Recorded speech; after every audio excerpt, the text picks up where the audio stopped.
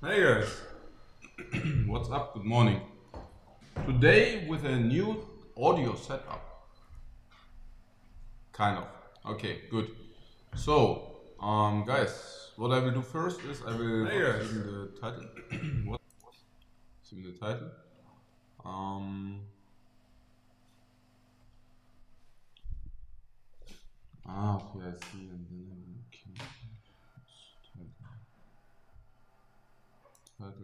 title. Nilfgaard. I see. Yeah, I will review the changes. I will review the changes first, so let's see what's up. So,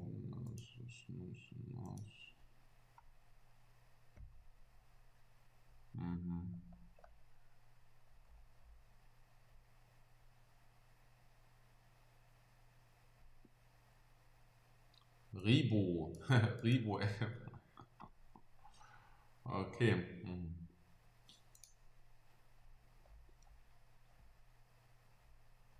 What are the changes and how will they change things? That's basically the question.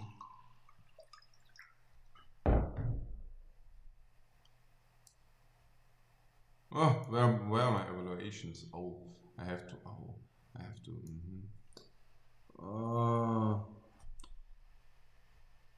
Okay, wait.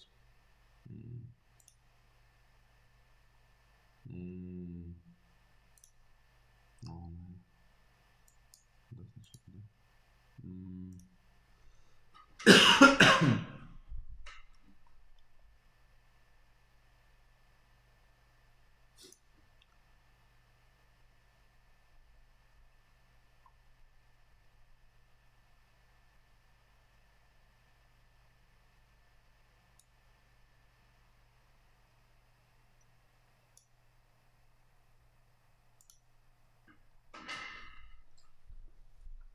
Ach so, oh. Ach so, ja, okay. Hier. Ähm,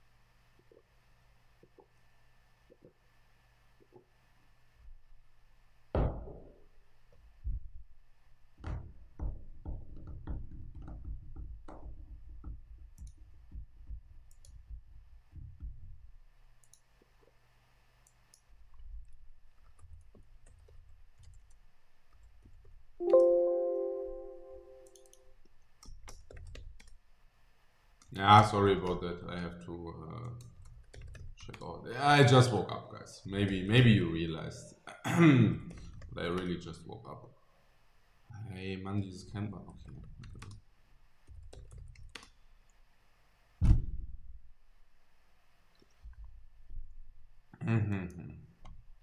Okay.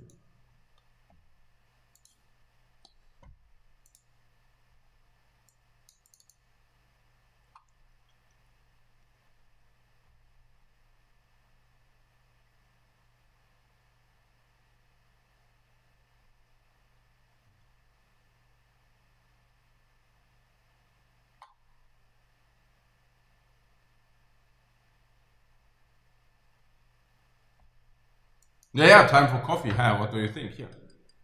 Yeah. Okay. So let's check this out. Okay. So I just start right away. So we have a general tab, and the general tab, well, is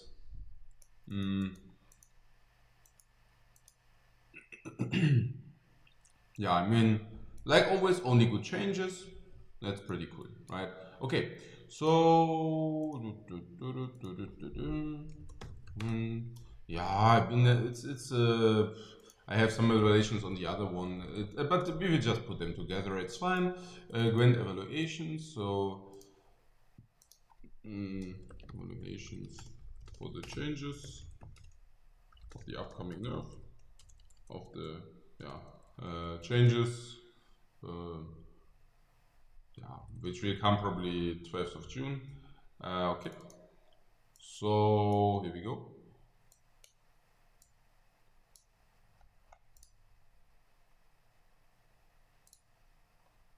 Yeah, the neutral changes won't hit any deck specifically. I don't need to talk about it too much, right? I mean, there's a Ragnarok and there's a Drought. And both cards are being played in many decks, and as such is of nearly no interest whether they get nerfed or whether they become nerfed or not. Yennefer is completely irrelevant because Yennefer doesn't see play. Skellige Storm is interesting, so Skellige Storm, but maybe I would also like to do that rather. I mean, with the cards in nerf, I would actually put that together in terms of decks, but doesn't matter. So Skellige Storm got worse. It got a little bit worse because the golden weather got nerfed, and if the golden weather becomes nerfed, it doesn't see play 1 or 2 times in every deck. And if you don't see it being played that often, golden cards are actually played more often, and golden cards can basically disrupt the Skellige Storm, right? So as such, the Skellige Storm will lose in value, and quite a lot. Because your opponent will always be able to block off at least one slot of the Skellige Storm, right? And at least one slot means he will always put the golden card on the utter left side, and then your Skellige Storm will always only be able to deal 3 damage. Yeah. You could argue that less people will play Clear Skies, but it is not really the thing, because you will also see, I mean, less full clear of weather, but more specific clear of weather. So how's that? Well, because the golden weather was basically weathering everything, you will see that obviously less being played less, and the other way around. So you see more direct row clear, probably. Doesn't matter. Skellige Storm get definitely weaker. Yeah, it's definitely the case.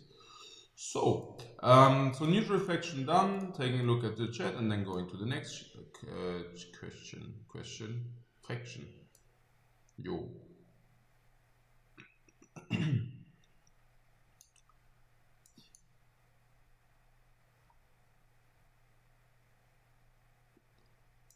Worse because the damage comes from the left now and spawn stuff still comes from the right. That as well, but the other one is more important. Okay, so yeah, I'm an early bird, but as you are you, look at this, so many early birds coming in. Okay, so monsters.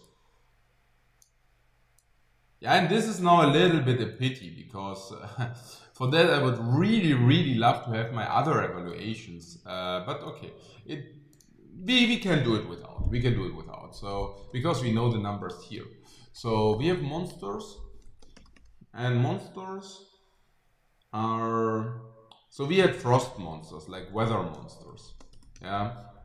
And for those who watched my stream, weather monsters were evaluated as a plus 32 force. Just for those who didn't follow that exactly, so what we are doing is we are evaluating decks from different fractions with power levels, and power level is whatever the faction is better in comparison to what you would get if you wouldn't use any faction. Yeah, so the weather monsters are just plus 32 stats better than if you wouldn't use any faction at all. Yeah, okay. So that's a plus 32. So how does that change? And this is only for the weather monster archetype. So what we will do is we will first discuss how the things are actually applying on already on decks which are already there, like top tier decks. That's the first one. Then we will check out whether any decks which weren't top tier or which we didn't evaluate, how they will basically fare. So how that would look like. We will maybe also be able to build some decks, but I don't think I have all the cards. So maybe not. Maybe we could also just buy kegs, but that is kind of stupid because we basically it would be pretty stupid. Yeah, I mean we could do it anyways, but honestly, well, yeah, okay. It would just, I don't know. I mean, it's not an issue of money. What I'm saying is that's an issue because we will have all cards in 1 or 2 weeks anyways. Yeah. So the question is, should we now buy cards or should we just grind them? Honestly, grinding the last card is actually, it sounds maybe weird, but it's actually fun for me. It's actually fun for me to see, oh, okay, we are missing like 4 legendaries and now we're just playing. It feels, okay, I don't know, yeah. Maybe this is also the wrong way to approach it. But as you know, I never get the satisfaction from grinding the rewards. So maybe just maybe, this time I can just get this satisfaction from a little bit reward. Yeah? So of course we also bought a lot of cakes, but I was thinking, yeah, maybe we can also get a little bit of rewards scheme. Yeah. Okay. I know, some of you might understand it, some not. Those of you who don't understand it, they are right about it. Actually, we should just buy the cakes and just open them and call it that a day. But whatever. So, what are monsters? Oh yeah, and the third step would be to see whether, because of the changes, any other archetypes might become created, might spawn, might come up. Yeah. So those are the 3 steps. First, checking out the tier 1, tier 2 decks, which are prevalent at the moment, and how the changes are basically affecting those tier 1, tier 2 decks. Second step, the tier 3 and tier 4 decks, checking out how that applies on those, so basically on the unplayed decks, and also checking out how it would apply on the build, and then also evaluating those because we don't have them yet. And step number 3, creating new decks. Yeah, of course, with having the changes in mind. So we won't create decks which don't apply to any of those changes because those decks, I mean, it's probably likely that those decks don't exist exactly because, I mean, we are now we are now 1 month in the meta. We are actually 2 weeks in the meta, right? Yeah, whatever. Let's just continue. Sorry about that. Okay. So monsters, weather monsters. How does it apply? Weather monsters doesn't play this. It also doesn't play this. Not this, nor this. Some are playing Katakan. Some are not. Okay. Some are playing Chiron, but it doesn't matter too much. But the field is definitely getting better. So we just get like +2 from the field. It's like insane. The field, I don't even know why that's going. Okay, I don't even know why they made that stronger. The field was absolutely auto-include already. Like there is no way that you don't auto-include the field. With being 5 stats, and now he has 7 stats, which is kind of, yeah. I think it's too good. I think the field with 7 stats is just overpowered. And too strong. But, okay. So 1 from Katakan, if you played him, sure. But I think Katakan at 4 was kind of fine. Maybe it's fine to keep it like this. And, yeah, I guess Nistride, whatever. Frightener move 1 unit to the row, that's stronger than before, that's for sure. And yeah, fuck, that's whatever. So the weather monsters go up to +35, which makes them extremely happy because, well, weather monsters weren't that bad before. Some were saying, I mean, it was definitely tier 2. I'm not sure about tier 1, I don't think so. I don't think tier 1, but definitely tier 2. Yeah, so, okay, so we go here, and there are the consume monsters. So let's talk about the consume monsters. Or maybe after we do a deck, we can always take a look at the chat. It's probably better.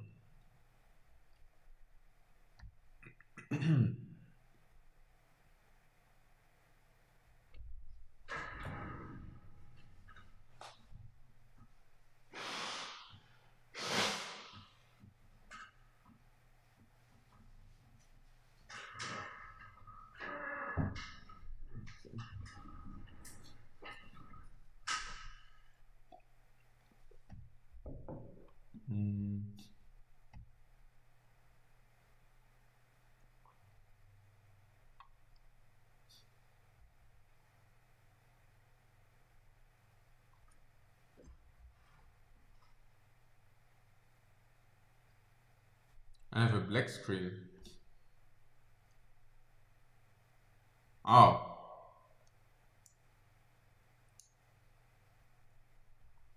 You didn't miss much. You didn't miss much. But yeah, wait.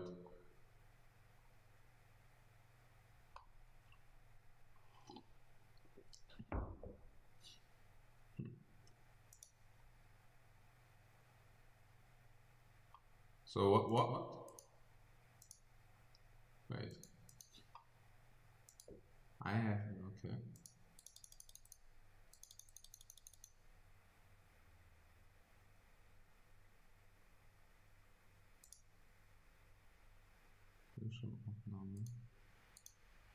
Wait. I can just do a new. Huh? What? I didn't change anything. Okay, but yeah, okay, now it works. Okay, cool. The only thing I did was here. So nothing specific. No, I didn't change anything. It just turned on, whatever. Okay. Yeah, consume monsters. Where are we?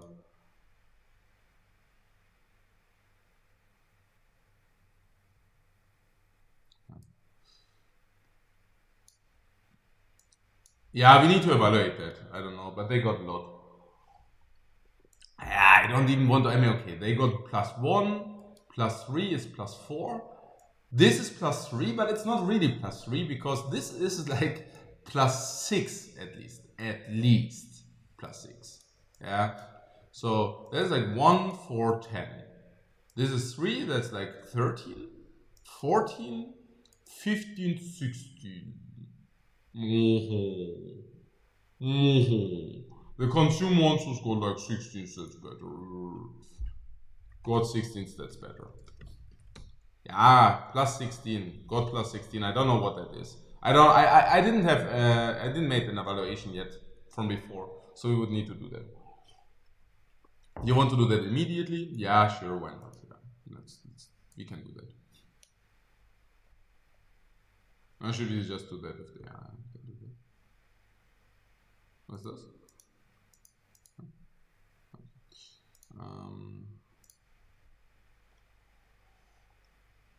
Yeah, I just disenchanted some cards. Shame over me. Oh, I hope we do. I hope we have all the I hope we have all the relevant consume monster cards.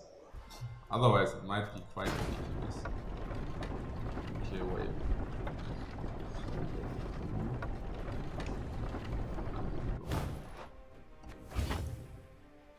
It's a new day.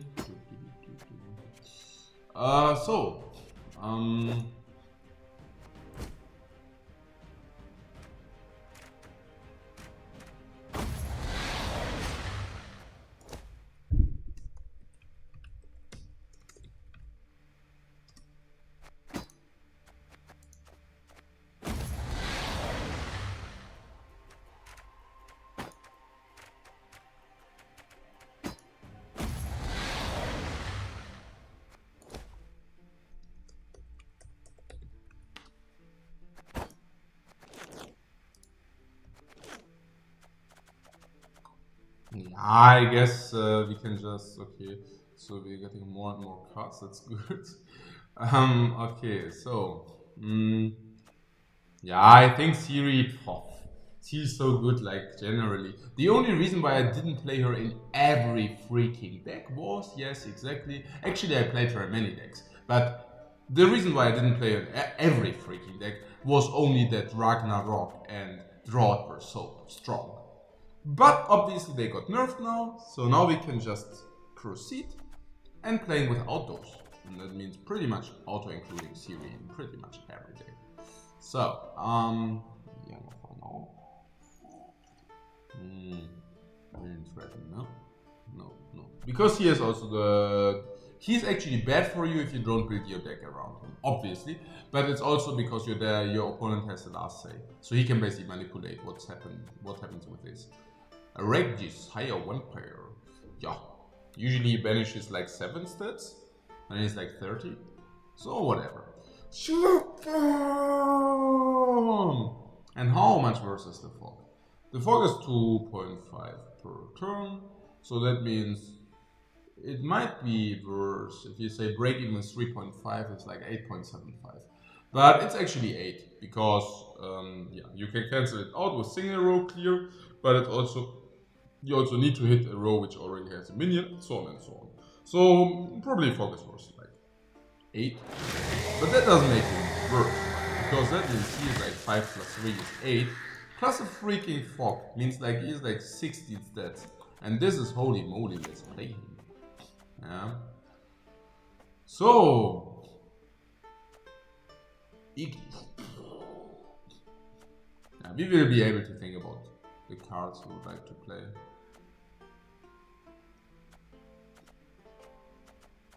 Yeah, Igni might be an option. There are of course also other options. I don't even have a caretaker, don't I? Do I?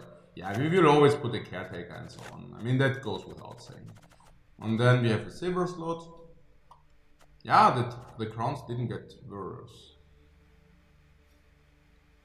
Oh, it doesn't say some all crowns out of your deck any longer. Oh, this is sick. Because before it was summoning all the crowns.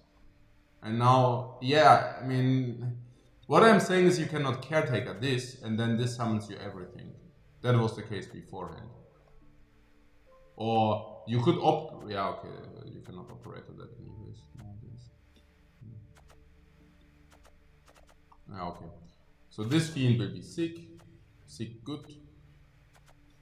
The Katakan, of course, is a super monster. Yeah, the witches, I mean, that's also a little bit, I mean, yeah, sure. I mean, now they got all buffed, so yeah, sure. You will play it, yeah, you will play the heck.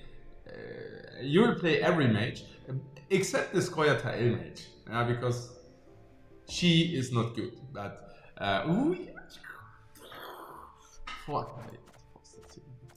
Auto include, which is not good. Yeah, you should not necessarily have those auto includes. But yeah.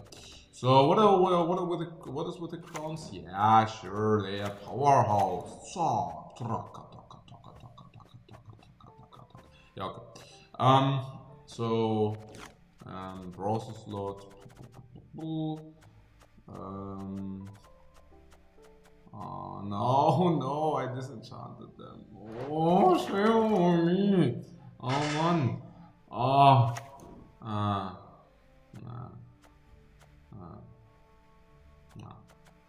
Yeah, okay. So some copy.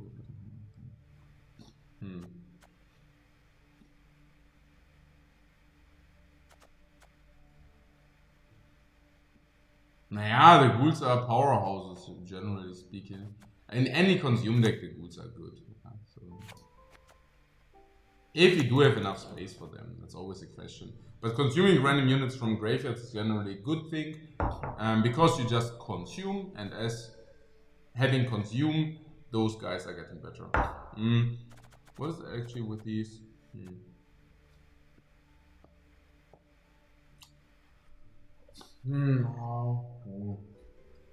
Ah, yeah.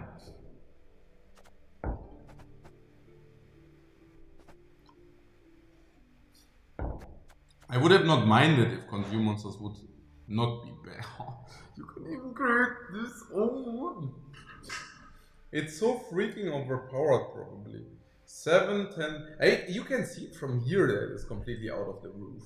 Yeah, 5, 6, 7, 10, 13. And this not even with consuming those. And now you can. This is like ridiculous. Yeah. I'm really curious how this will pan out. So.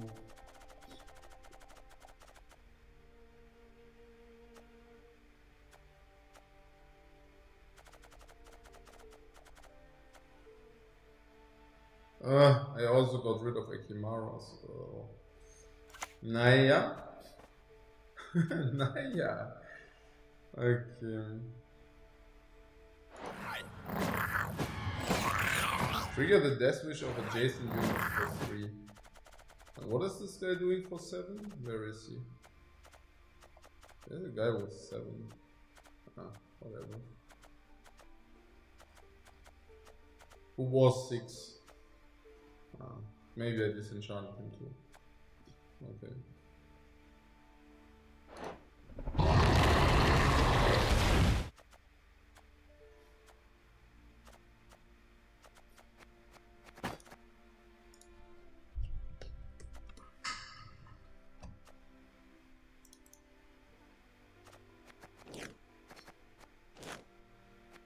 Ah, yeah, this is also consuming. Yeah, awesome. Ah, yeah. Yeah, then we definitely play this, sure. Yeah, it's consuming as well. Oh. Yeah, it's completely through the roof. Yeah, boom! Oh, yeah. Ah, completely through the roof, man. Like, they shouldn't do that. It's like, there's no way that this is healthy.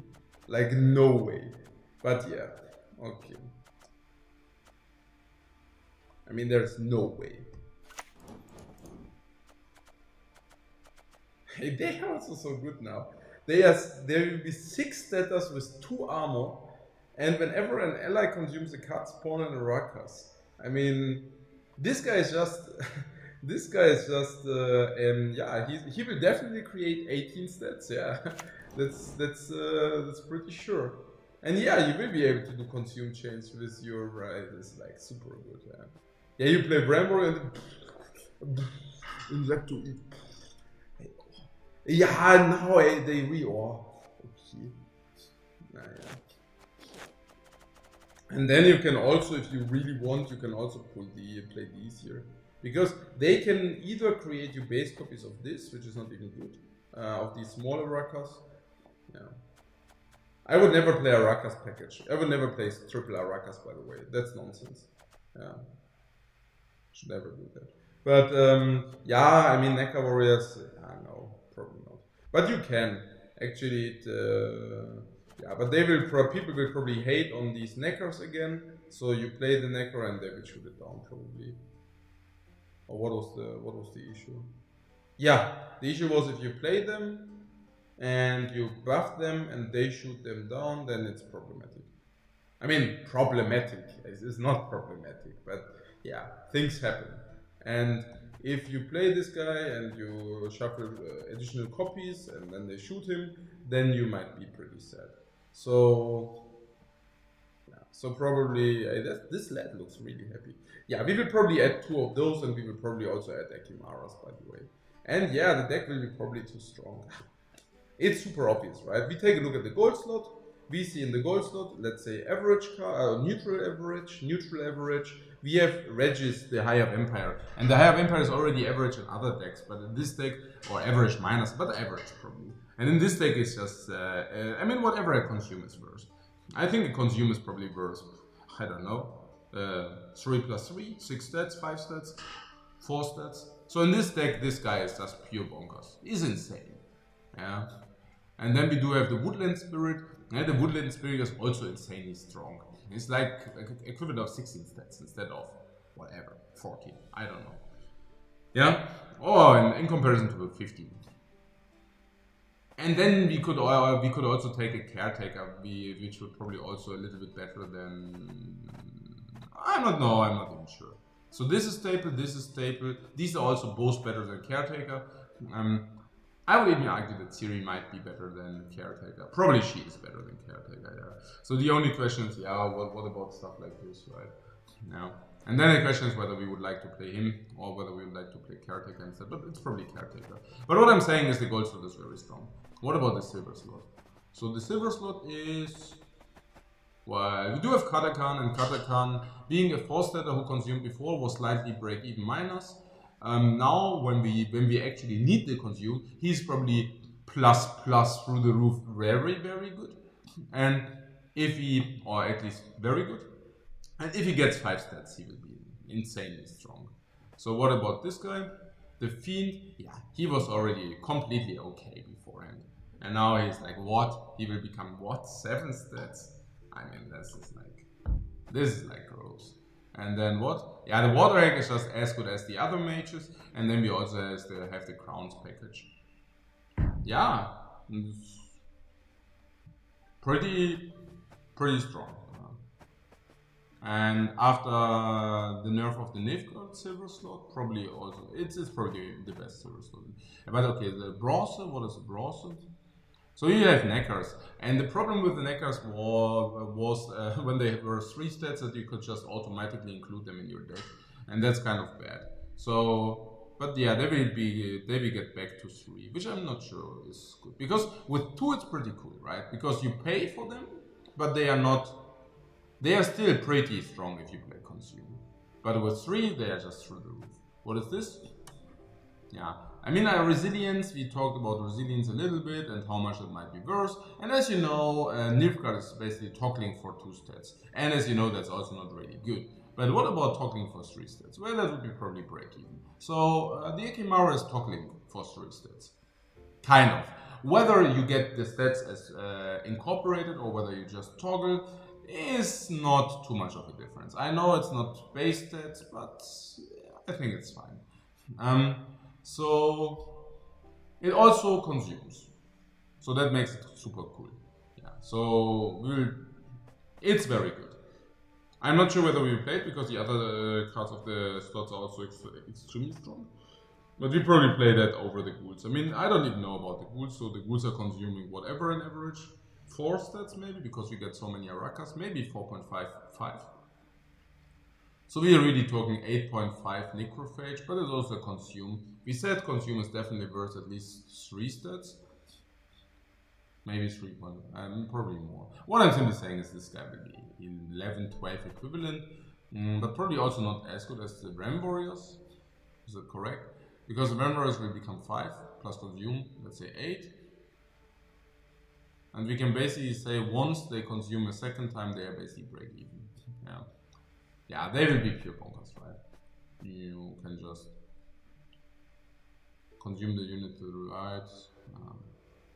Yeah, and because you don't have other cards which needs to be timed besides those, but they are basically benefiting from those. Yeah, those are your consume chain or consume train, and they are very good. Putting that aside, you can also extremely good combine them with these Kaliano Harpies, eating the Kaliano's eggs, because otherwise, I mean, with those you don't necessarily want to eat eggs.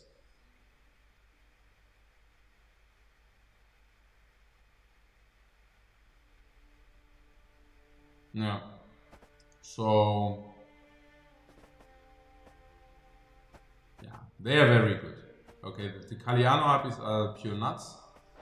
I mean, I think this is, for example, not that great, right? Because they are always auto-includes, even if you don't play consume, and this is stupid, right? So if you have a deck which is basically a card which is basically extremely consume synergetic, and you have to play it even if you don't play consume, that doesn't make sense, honestly.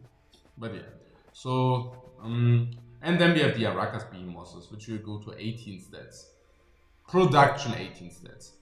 But being 8 stats themselves, they are pretty good protected.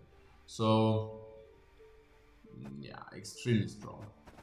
Yeah, this is too strong. Yeah, like a lot.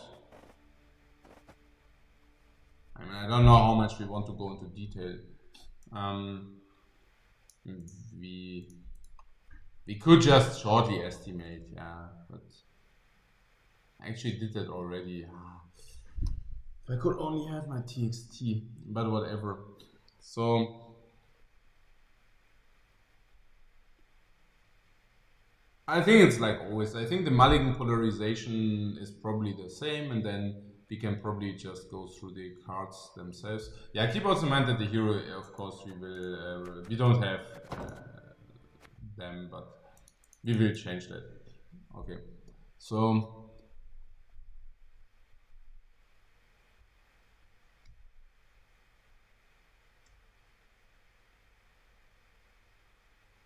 Yeah, we will probably have a mulligan polarization which is equivalent to, I would believe that's equivalent to whatever, +9 or something. I think we can probably say that. These are just guesses because I don't want to make it exact now without the changes being out. But I guess we're definitely gaining from Regis. And we said if he's -1, usually he's definitely +3 in this deck. Maybe evaluating the consume too high, but it should probably be +3 because he's a +3 on the neckers alone. Yes, we don't always get both, but all 3. But we get definitely, let's say, 2 neckers. Maybe we might even play with necker warriors. So it's definitely worth 2 stats from that. And then the question is also how much the spawn is worth. And obviously the spawn, because it creates 2 stats, it can never be worth more than 2 stats. So maybe the consume is worth like 1 stat from the behemoths in average, plus 2 stats from the neckers. I know it's more stats on the neckers, but for evaluation purposes. So I think, yeah, I think every consume, we can probably say 1 consume is equal to 3 stats. So what I'm saying is, if you would have an Ekimara, that would be a 6 statter who basically consumes the stats and making them resilient. As such, he is okay, but not that great. I mean, yeah, we will probably fill our slots with him, but if we find better stuff, we don't play him. Because he is not good enough for that. Because it only boosts. So from what I see here, we will probably play triple necker. Take maybe 1 to 3 ghouls out and put in play with 1 Ekimara, maybe none. Maybe something in this magnitude. So Regis is at least +2 in comparison to other decks. And the Woodland Spirit for sure is the same. And then we would have Caretaker, but that's kind of the question. Yeah. We don't need to deploy him or assign additional stats. But okay, so Silver Slot. I think it's just the Fiend for definitely +2. And the Vampire. Yeah, not Regis, but the Katakan. And I'm pretty sure Katakan delivers another +3, because 5 and consumers already break even. I won't talk about these mages, because the mages are all roughly the same, right? So maybe we save ourselves time if we don't always add stats to the mages, because every deck has access to mages. Yeah, I think the crowns we already basically addressed here. So crowns we don't need to additionally address, and then we'll probably have bronze slot. I'll probably take this with the 16 away. But yeah, I don't know whatever that might be, honestly. I mean, I also don't want to count those things twice, but we can already see on the neckers that they definitely have a power level. I don't know how much I would give them, but maybe we can give them +6. Not the ghouls, but for example, the Stream Bram Warriors. I'm pretty sure they are also, yeah, a lot. I don't know how much, but they are definitely also. Then the Kaliano Harpies. I mean, they are, what is this? 5, 6, 7, 10, 13. I don't know. Maybe. Because if consume, then also getting better. Then Behemoth, I don't know. +3 maybe. Something around this magnitude. And in the end, we do have +9. Malignant polarization. And then we do have +2, 4, 6, 9, 15, 15, 18, 18, 27, 30. Yeah, it's 30 plus. I was really conservative. So deck strength, 30 plus. I'll go to my 8. Of course, we don't draw through the entire deck. I mean, actually, we do, right? Because what is? I mean, those are thinning out. No, we don't. What is thinning out? We can consume they are thinning out 1, maybe 2.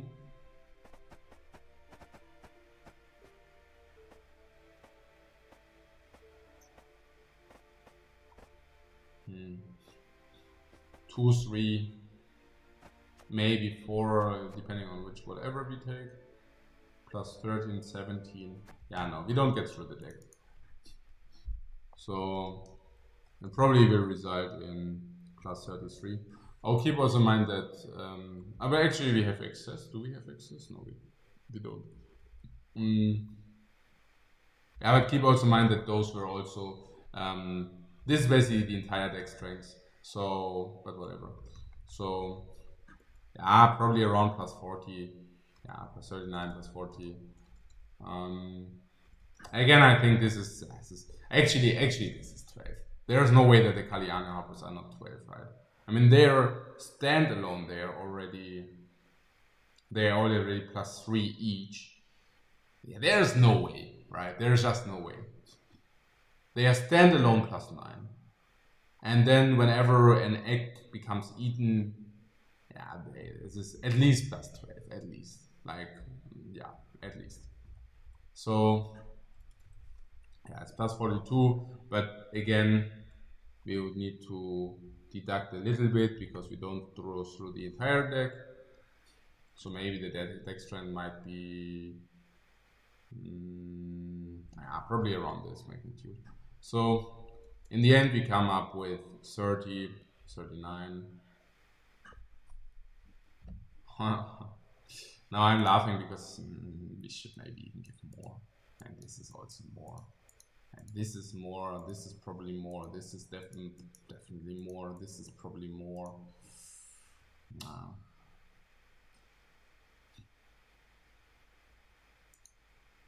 I don't want to count things twice, but it's that might very well be 13.5.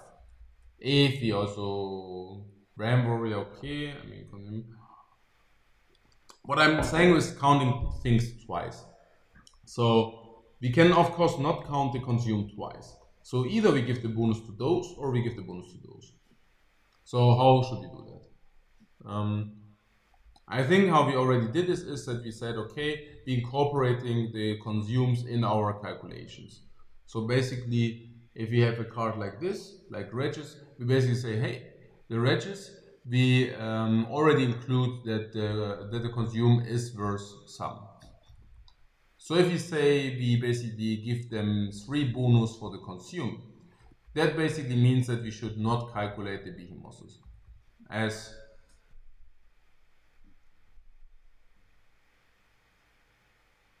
okay, I see. I see.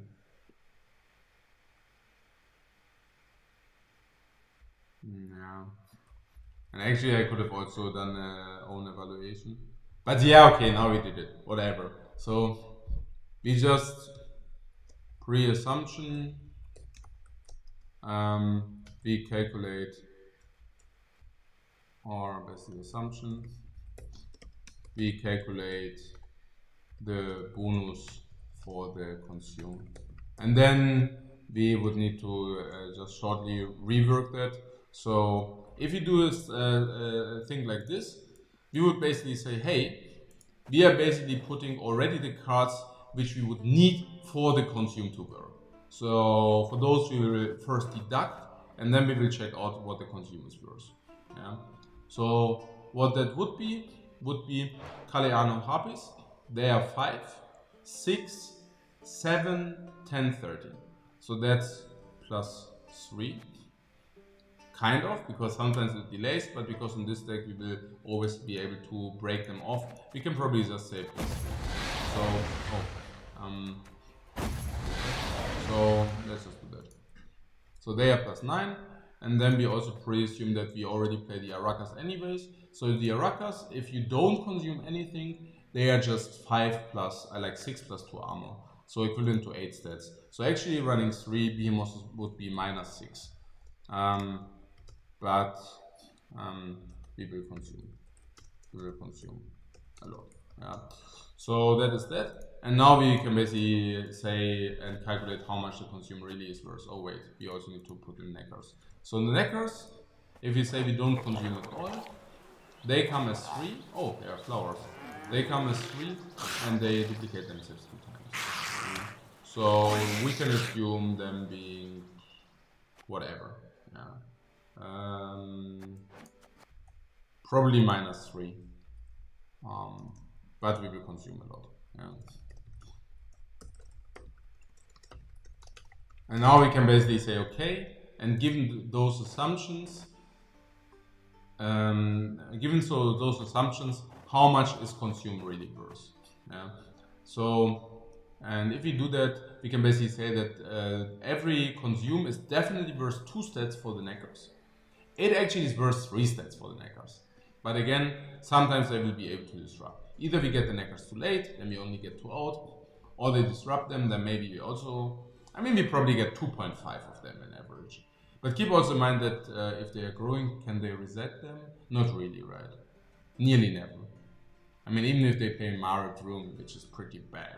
And Peter just got nerfed. So Peter got basically nerfed into unplayability.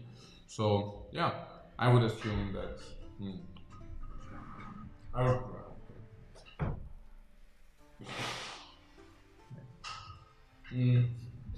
So Peter just got nerfed. So I would assume that they cannot really reset those stats, and we will be able to make consume trains for a lot happen. So even those which we already have, they are always 2, 3 consumes, 4, 5, 6, 7, 8, 9, 10, 11 consumes, 12 consumes, 13. Yeah, so at least +2 each, at least, probably more. And then we also have these, and we already said that whenever we consume, we get +2 on, because instead of 1 health, we get 1 3 statter. Again, those stats are partly vulnerable, so I would probably say +1, +1.5, +2.5. So +4 per consume. And if you have 4 per consume, we can basically exactly calculate our card values. So if you say Regis, for example, that's definitely a +3 then, because consume is so strong, right? And the question is also how many consumes are actually strong. So we talked about something around this magnitude of 13 consumes, or 12 consumes, which we will be able to provide every game.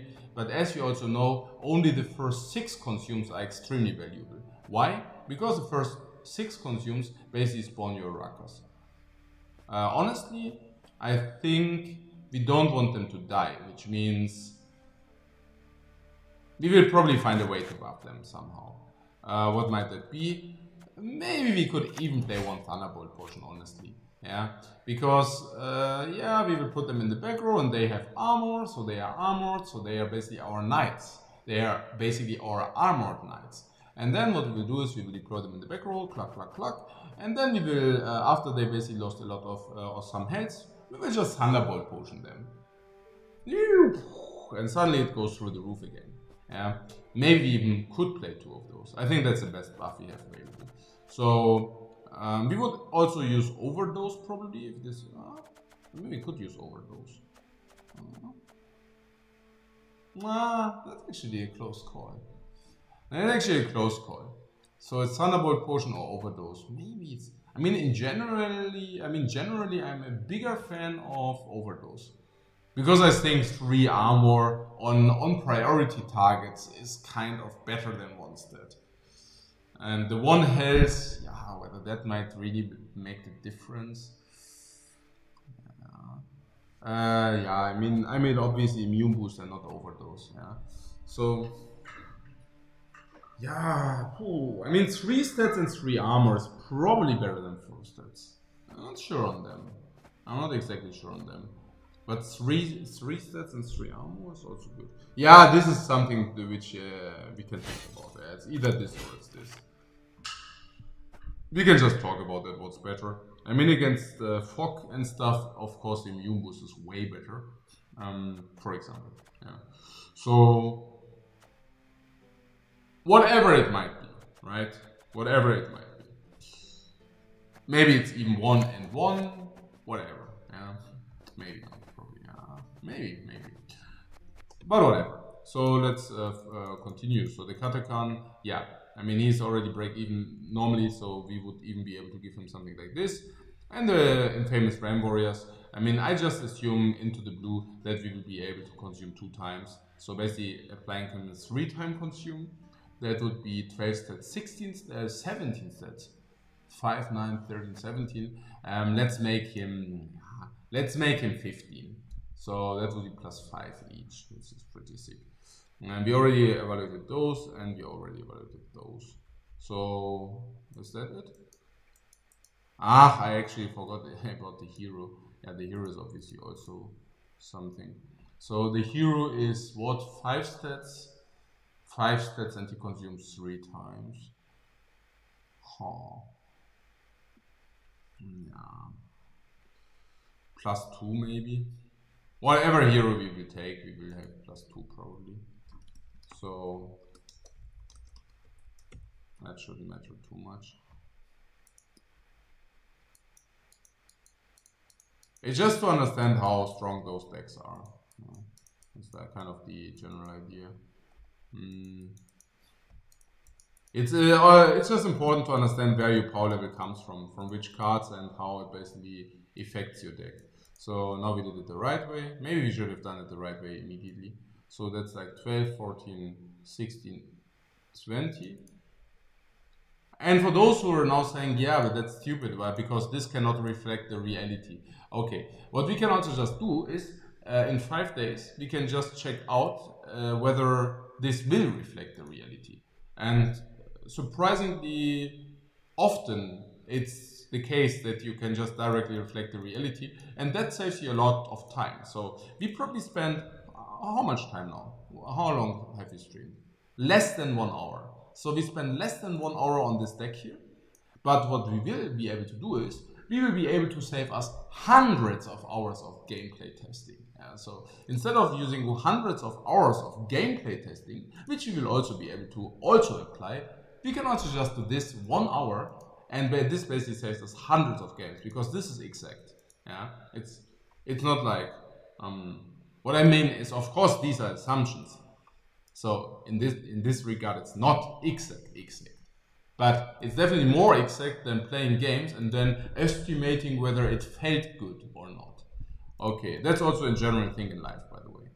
So no matter what you do, you can basically apply this on anything. The one is the analytical approach, the other one is the empirical approach. And what you will realize is, usually the empirical approach gives you and grants you faster results, and also faster and better results at the very beginning. But the problem about the empirical approach is that you don't get very far with it. So if your approach is to get playing strength or understanding of a specific area very quickly, but you don't care whether it's extremely good knowledge, yeah, then you should use the empirical approach. Then you should just go for it. And that's also usually, I mean, that was better in the past. And if I'm talking about the past, I'm talking about the past 20,000 years. And that was better in the past because it was not that important that you perfectionized your skills. Yeah? Because you didn't really get a payoff for that. Yeah? So if you could hunt the bear down within half an hour instead of 35 minutes, nobody cared. So yeah, you could also hunt the bear down in 5 minutes. I mean, maybe you could hunt the bear down. Maybe the bear hunted you down. But what I'm saying is, whether you could kill the animal 20% faster, nobody cared.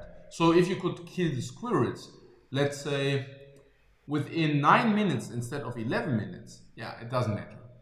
But nowadays, in our culture and how we have things, specifically in the competitive area, it completely matters. So whether you run the 100 meters in 9 seconds or whether you run those in 11 seconds, well, it's kind of a difference of millions. Because the one means you're faster than the fastest human in the world, and the other one means you suck.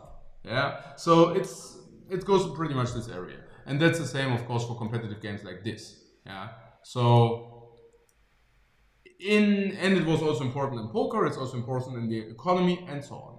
Wherever you have numbers and wherever you have economics, wherever you have economics of scale, or wherever you have scales in place.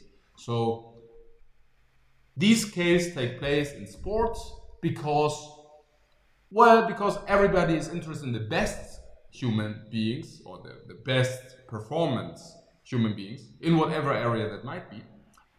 And I'm not talking esports, I mean general sports, but also applies to esports. It also applies to all areas where you can basically leverage whatever you want to. So economics, where you can just leverage, right? You can say, okay, I'm just leveraging this now by 1000, my knowledge or whatever that might be. And then you can just create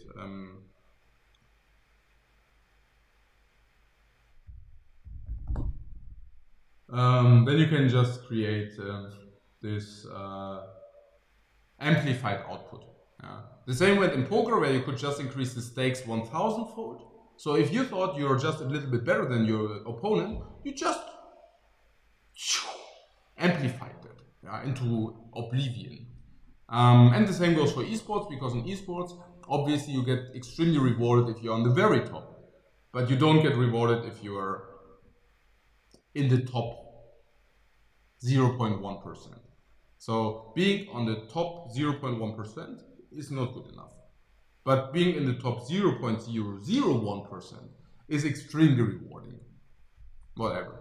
Yeah, excursion.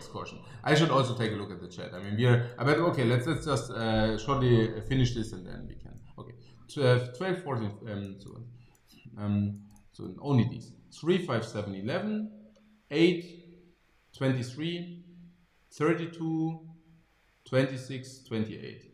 Is it correct now? In this order, in this magnitude. 7, 11, 8, 23, 32.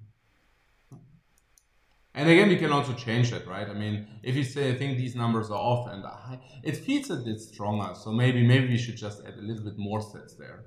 Maybe we should just add more stats here. Maybe we should just add more stats on the other ones. Yeah.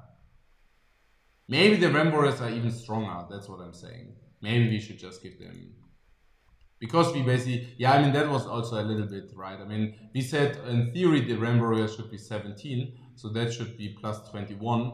And I basically said, yeah, okay, let's make it 15. But honestly, that's not how it works, right? It's just 21. It's just, this is just the reality, right? Because if we say that we can basically, with those things, can make them infinite, every consume will be indeed worse. Yeah, obviously, yeah. I mean, every consume will at least, okay. Yeah, basically, yeah. So we are playing them with a very, very small counter benefit, which will this. So that's like, yeah, okay. And then we basically have, yeah, we have 4 per consume. And if you say they consume 3 times, and they probably do consume 3 times, we should just give them what they should be, which is this. Yeah. Okay, so 3, 5, 7, 11, 8, 29, 38, 32. Is it correct? 34 with a hero. Yeah, okay. It didn't change too much, but yeah, whatever. So, and if you say multiplied or 0.9, because pure, yeah, because cards will be left in the deck, yeah. So that means 31, 9, it's 40. Yeah, okay. This will be around this magnitude. So I believe it will be stronger than weather monsters. But it also depends on the weather monster build, because yeah, you will need to check this out. But I guess it's probably very good. I should also go in the break, which we will also do, but first I take a look at the chat. Yeah, I also thought that I should do the breaks in a better fashion, so that we can basically stream also longer. Okay, so let's check this out. Yeah, we will definitely get matches in later. Okay. What is it? It's 7:30 on the Wednesday. Back from the party. Party. Okay.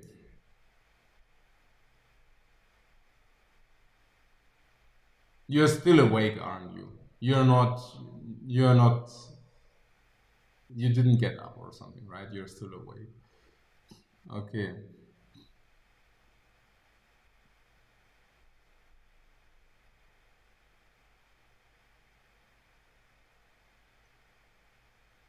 Oh, Tris Butterfly even.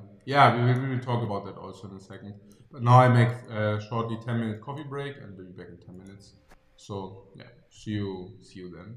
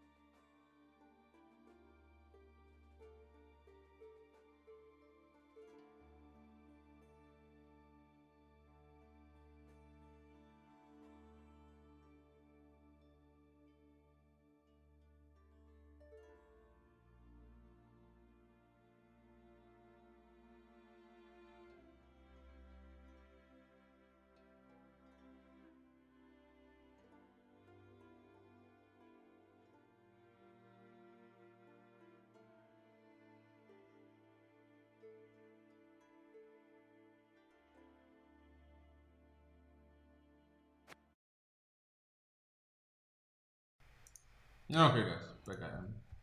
So let me just check something to do.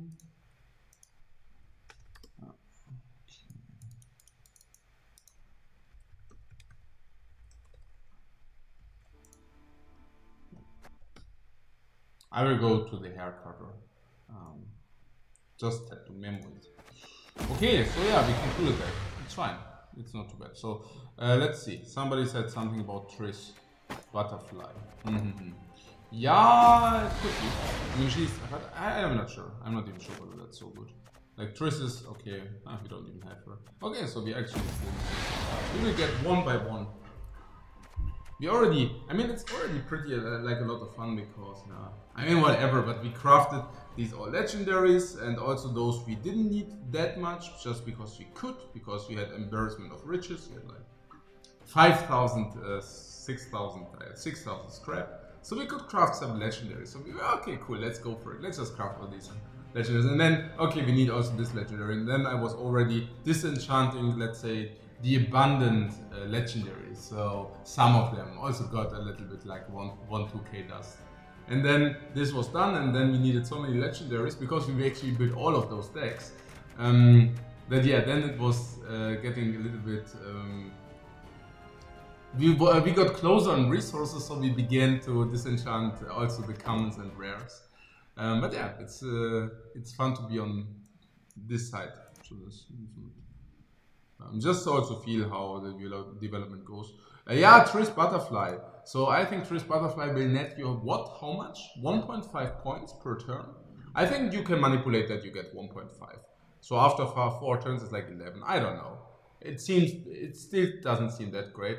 But yes, it will prevent Behemoth's deaths. But question is whether you won't be able to prevent those deaths anyways.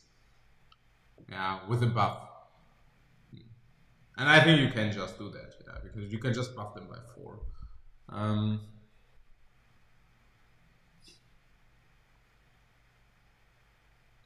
have to see you stream again after. Oh yeah, okay. Yes, all platforms of Gwent are playing on one server. Yes, and you also have cross-platform play. But the cross-platform play doesn't. So you have all Gwent games one platform or one house, one server. I think there are maybe not even one big server, but there's one playing one system. But cross play goes. So here's PC, and yeah, obviously you have PC versus PC will always be possible. PC versus PS4 is possible. PC versus Xbox is possible. But what is not possible is PS4 versus Xbox. Yeah, not possible. Yeah. So what means if you're a PC player, you will be paired against all the entire player pool. If you're basically this, right? So if you're only PS4 players cannot play against Xbox players. That's the only thing. Okay.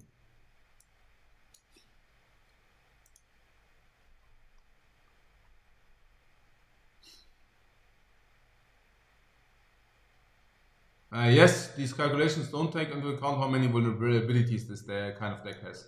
And this is true. And this is also why I'm a little bit sad that we don't have the other, that we don't have the calculations I have already done.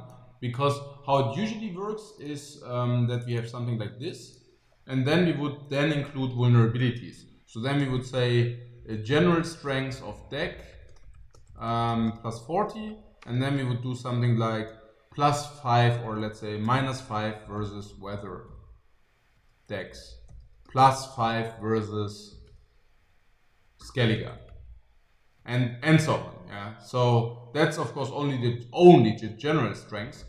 But honestly, if I see this, and keep also in mind that this deck also, I mean, Weather Monster also has different kind of weaknesses. So obviously this is only the base number, and the base number will increase or decrease depending on what deck you play against. But keep one thing in mind. Keep in mind that this number cannot be completely interchanged.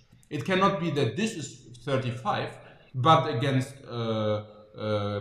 Skellige you have plus 30, and against Nilfgaard you have minus 20. Yeah, that won't work like this. So this number, this base number, can be plus or minus 10 maybe. So from that you can basically deduct that if you already have a deck which has a base strength of 40, yes, you can counter it, basically reducing this strength maybe to 35, maybe even to 30, and therefore making a deck which is better or which is positive against this. I mean, that's for sure. I mean, we are playing Gwent here, so you will be able to do that. But 40 is tremendously high. 40 is basically the playing strength Nilfgaard has at the moment. And while you basically see decks which might stand a chance against Nilfgaard, it's definitely not that you can ever take it if Nilfgaard is basically counter-attacking it just a little bit. You can basically never get, like, let's say, over 60% against Nilfgaard. Yeah, just because they are so good in the base stats. And that basically applies pretty surely for the consume monsters. Yes, you can maybe disrupt them by playing the dude with the hounds. What is the dude with the hounds? Yeah, the dude with the hounds. You can play him, and you might be able to disrupt the deck, but not tremendously so. Yeah, you know the 0 card for 7. But even that, I mean, what should it do? You play Necker, he plays that, sure. Then the deck will be a little bit weaker because they will have problems to get their Neckers again. If they don't get their Neckers, basically all the things which you were buffing, they are now buffing 2 less. So this will be 6 less. This will be 2 less, and this will be 2 less. But in the end, it will still be 30 or 35. So I think consume monsters, okay, maybe here, TLDR. TLDR, weather monsters will be at least tier 2, maybe tier 1, who knows, because I will, yeah, but this is not that clear, and consume monsters will be probably tier 1, yeah.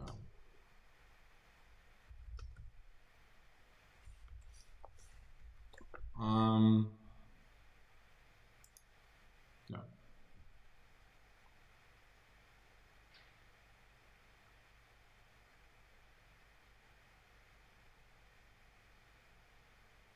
Yeah, will be tier 1. It's like I would really, because the thing is, I mean, obviously it could be that there will be a lot of counter decks against that, and suddenly, I mean, what suddenly? No, it's just tier 1, and probably meta will definitely evolve around that deck. Because if you don't counter that deck, it's just predominant, which means the meta will adjust on that deck for sure.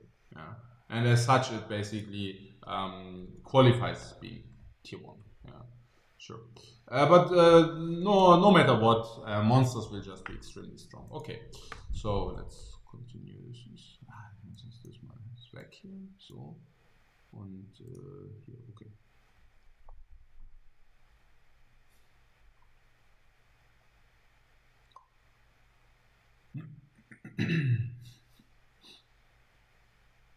Yeah, and if there's a lot of consume monster, you can probably pay Igni. Yeah.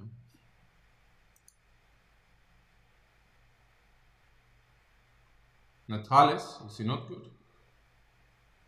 We can check that out. You need like 4+ machines in play for Natalis to even be okay. Yeah, that's true. And a large proportion of your cards are machines. Yeah, I think so.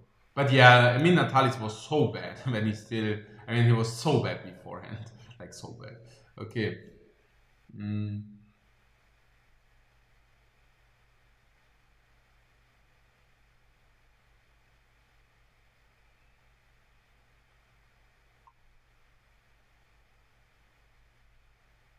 Avalach over Natalis. Why Avalach? I don't know. Okay.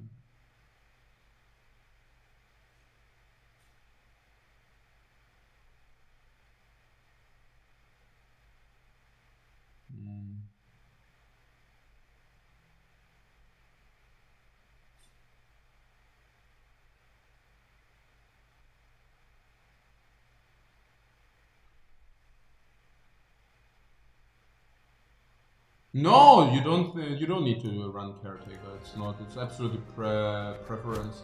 I'm not even sure whether he's that good. I mean, you saw gold slot, right? So what I think, what is staple is Woodland Spirit and Regis, and the other two you can choose. I mean, in this case, you chose for Siri and Igni. I think that's good. You can, yeah, you can just put whatever. But I think Siri and Igni are pretty good.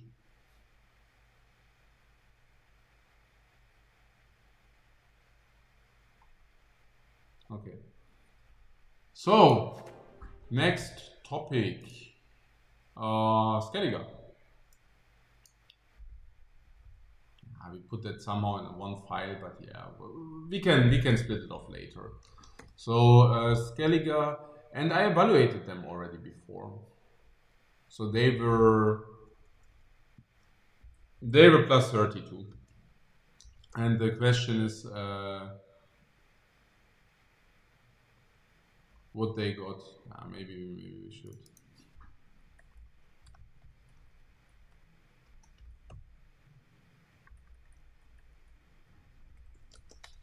Yeah, I don't know. That looks a little bit like a price tag, right? So they were $9.99 before, but now you get them for only $3.99. Okay, you get the point. But no, it's like I really don't know how I should describe that otherwise. So they were 32 before, and yeah, it's pretty rough. So I mean, those are the changes. Did I mark that? Whatever. So, okay, to be precise, in Skellige there was Queensguard. Yeah, Queensguard Skellige. Yeah, Queensguard Resurrect Skellige. There was probably tier 2 to tier 3 already.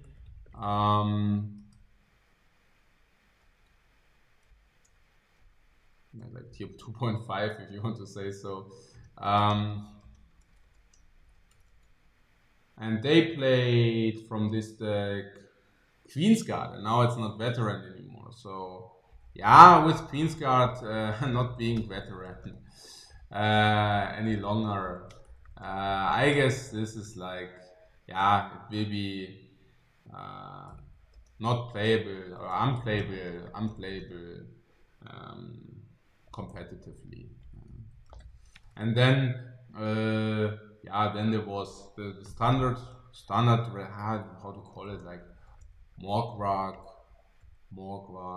Olgierd, Skellige, or just standard Skellige. Yeah, standard. That was pretty much standard, right? Standard Skellige Resurrect, and the Resurrect. You can already see the Clem Brockwar Hunter is no longer a veteran; it is regressing, and I think was plus 32, and Brockwar Hunter.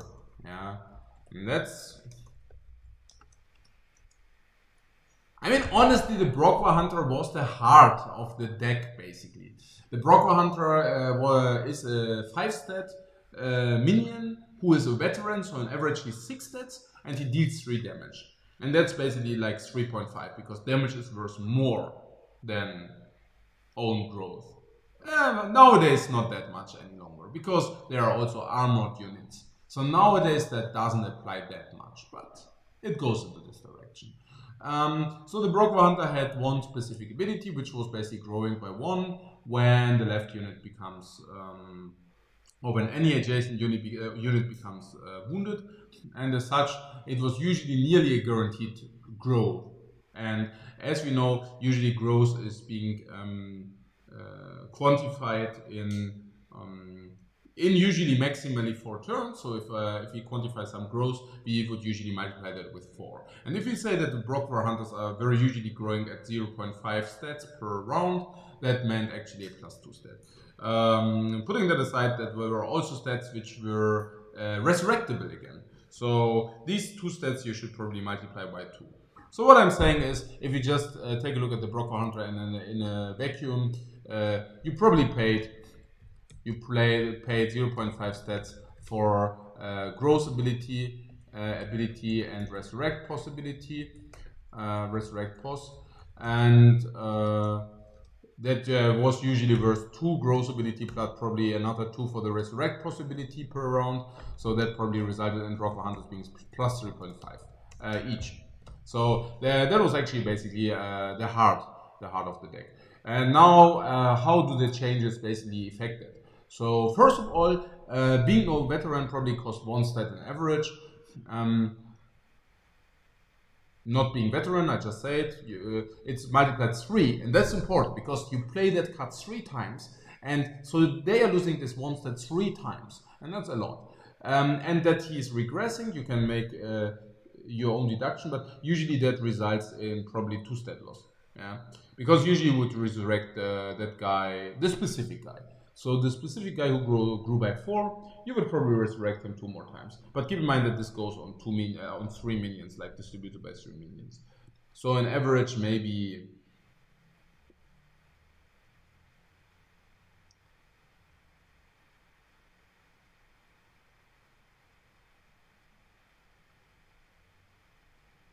maybe 2 stats per hunter. So that's probably so it's -3 because of veteran status. I mean, -1 multiplied 3, and probably it's another -2 because it's not regressing. But maybe it's -1.5, something around this magnitude. Let's make it 1.7 to make things easy. So probably Skellige lost just 8 sets by that alone, and that's insane. Clinical Warcry, they didn't play that. Marauder, they didn't play it. Utah, they didn't play. They won't play. So I mean, standard. Let's just Skellige resurrect because maybe there will be a possibility to play Warcry now. Savage Bear hits. Yeah, that didn't matter because he got 1 stat, but for that, yeah. So that probably stayed the same. Savage Bear strength probably stayed the same. I mean, they got 1 strength, but for that, obviously, you cannot hit 1 health minions immediately. Okay, so overall, probably Skellige Resurrect lost like around 8 stats, making it now 24. And that basically results in, being being tier 2.5. It's like really, really bad for them. Like really bad. It's really bad. So probably just unplayable in competitive environment. So yeah. Let's take a look at the chat for that.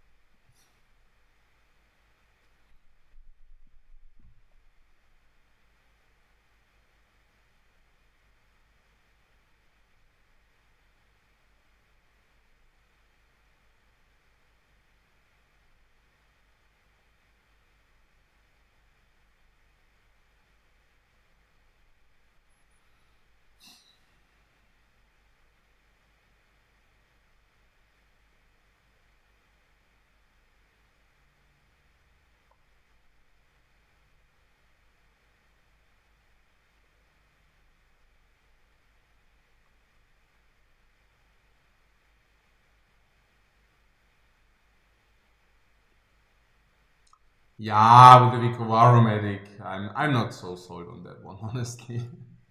I think the Vicovaro medic is kind of bad, but yeah.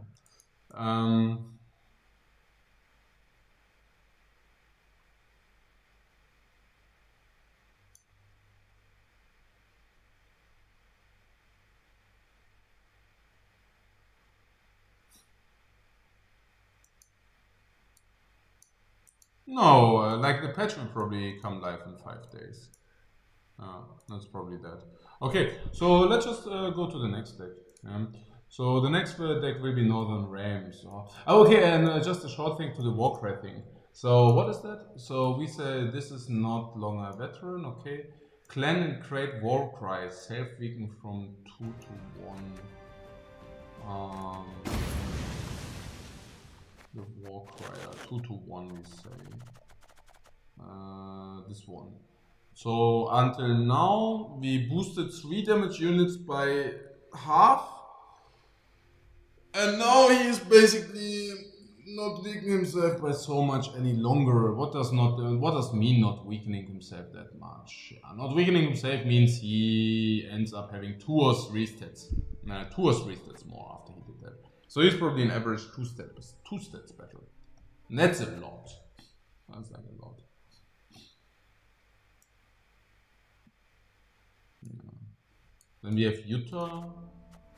And she is now... we don't even...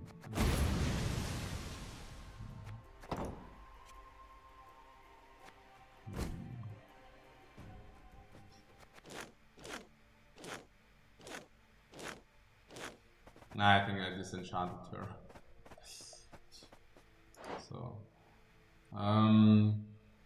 yeah, 11 strength. Strength and self by 1, yeah, damage self by 1. Okay, so we have Jutta, and Jutta was 10.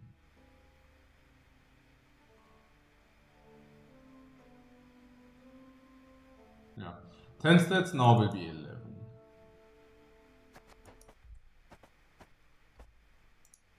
Well, I mean, effectively, I mean, being wounded and such. So she got also 1 buff, but this is only a silver card, so that doesn't matter that much. But that the Warcry got buffed by 2 stats each, maybe 3 stats, but 2 stats on average. It's pretty good. It's like +6. But then again, at the same time, they just nerfed that. So you would also play those also in another, even in a Warcry deck, right? So if you say you would have played those in a Warcry deck, and now they lost 3 by just not doing this, and probably they lost another 3 by not doing this, that basically evens itself out. So what I'm saying is we don't even need to talk about the deck, I think. Yeah. No, let's just not talk about the deck. And go to Northern Realms. Yeah. And Northern Realms, what do they change? Cadvani Sergeant boosts loyal units with the same power and has now a crewman. A crewman, guys. A crewman is probably worth definitely wants that for sure. Yeah. I mean the crewman is he's crewing oil adjacent stuff, and in a pretty good way. And that's like 3 times per also. So that's like yeah, Scoia'tael is no more effort, that makes him playable, yeah. What is this? Boost silvers also. Oh, didn't he boost silvers before or what? Oh, didn't he? Was only the bronze before. Quite bad. But yeah, so reinforced ballista. I don't even know about all those cards. They were so bad that I completely ignored them. Like they were really so bad, guys. I didn't even take a look. That was, I mean, I took a short look, but then I mean, being completely unplayable. And so this is the reinforced ballista, right? So here,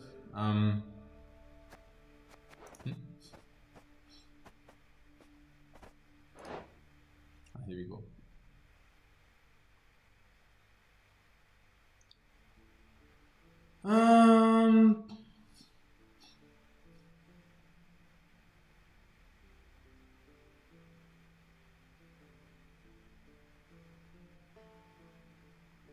Never manages to hit the same place twice. Might constitute a real problem. Why should that be a real problem? If you would describe such a ballista, you would probably describe it that yes, it doesn't manage to hit the same place twice, but it's also not required, because after it hit it once, okay, but yeah. So this has 4 stats, damage at enemy by 2, ignoring armor. I mean, sure, but okay, so that's kind of around 6 stats, and if you fresh crew it, you have maybe 8. I mean, tremendously bad. Okay, so trigger this ability when this unit is played adjacent to a unit with a crewman ability. And can you also crew it twice? Let's check this out. So with a fresh crew ability space adjacent, trigger this ability X times. Yeah, so probably you can do it 2 times. So you have one on the left side, one on the right side, and then you can basically shoot 2 times more. Fresh crew, fresh crew. Yeah, okay. But an average is 1 time. So 4, 6, 8, and now that will be what? 5. Yeah, okay. Then it will be 9 stats, and so what? Was unplayable. Now it's probably still not being played, right? It's like 4, 6, 8 if you fulfilled the condition before. Now it's 9 if it fulfilled the condition. That's like completely horribly bad. And what? It's 11 stats, a generous 11 stats, if you really fulfill the mega condition. You can shoot Arakas down with it, which is pretty cool. Honestly, like shooting Arakas down with it is pretty cool. But, and if you say Arakas will be like Behemoths, and if you say that might be predominant, yeah, I mean, sure. But against this deck you will throw, I mean, yeah, they can shoot Behemoths down. And that's actually really important, right? Because Behemoths will have stats which are vulnerable, and this is very good against it. And it will have stats like more valuable also, and that's very good against it. And second of all, Behemoths will have armor, right? And it's pretty good to do this in order to ignore the armor. But then again, they still are very bad, right? They are just bad. It's maybe in an environment where really everybody plays these Behemoths, but yeah, maybe. What did you say? Yeah, let's go through them. So Kadvani boosts loyal units. Let's just go through every change. Maybe I could also. Nah, doesn't matter now. So Kadvani Sergeant, where are they? Kodmuni Sergeant. Here, this one, right? So boost all units with the same power as this unit by 1 wherever they are. Yeah, and he's a crewman. He is a sergeant and a crewman. He can basically completely shift colors. Yeah. The one moment he's still a sergeant, the other moment he's already a crewman on the mission. The next moment you will probably see him somewhere in the economy, yeah, and being the big boss of a corporate organization. Yeah, this guy just seems extremely capable. Just look at him. Yeah.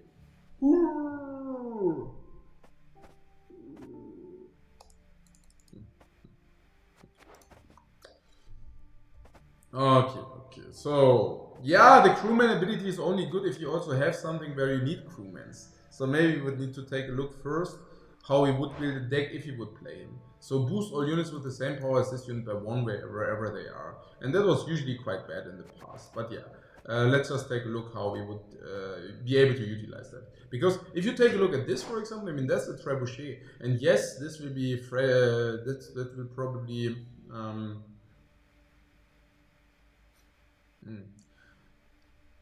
yeah, that will probably benefit, but the problem is it's only 2 stats. So why in the world would you ever play this one and this one? Yeah, because this has 2 stats. So it means if you play this one, you probably want to play a lot of stuff which has 3 or more heads. And what might that be? 3 of those. That's kind of bad too.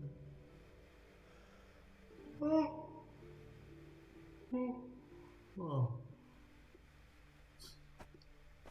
Yeah, what is this? Yeah, you would obviously play the Temerian infantryman, sure.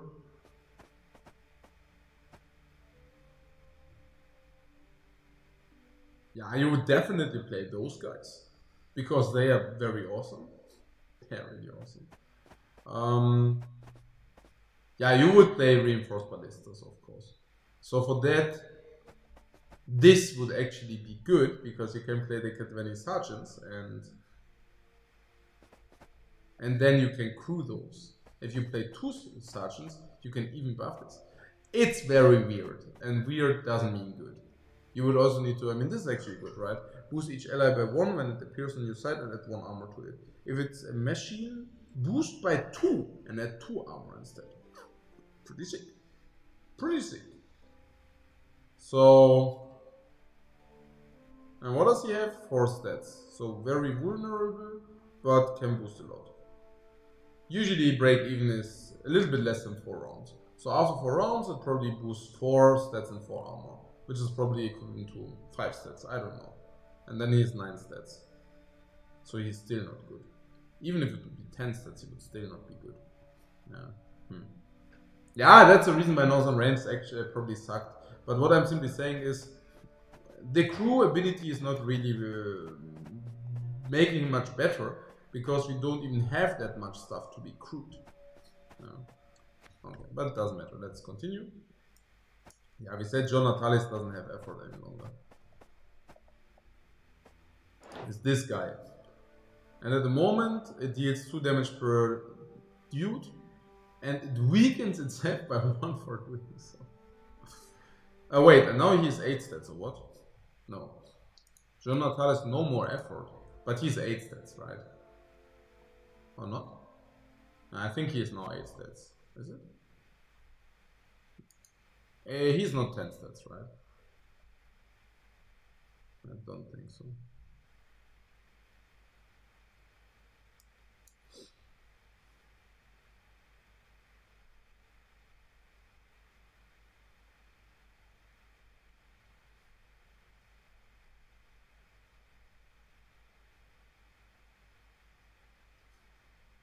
I don't know whether Warcry will be good.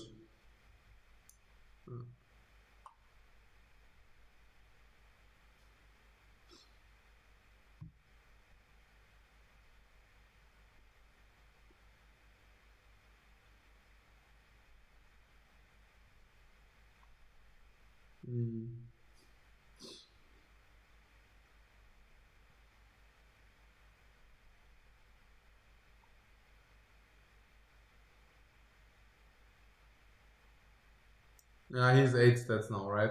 So, yeah. You need at least 3 machines to make him break even. Yeah, you need 4 machines to make him alright. And as you already pointed out, getting 4 machines is kind of difficult. If you also compare him with before, I mean, before he completely sucked. And now he doesn't weaken himself, but for that he also lost 2 stats. I'm not sure. It doesn't sound like that's much better. So folders, I don't know about the silvers and loyal units. It's a little bit of a buff, depending on how much. We talked about the reinforced ballista and how it doesn't change things. Redanian knights, guys. Those are the Redanian knights. Yeah. Okay, but honestly, they are just Redanian knights. Okay, so where are they?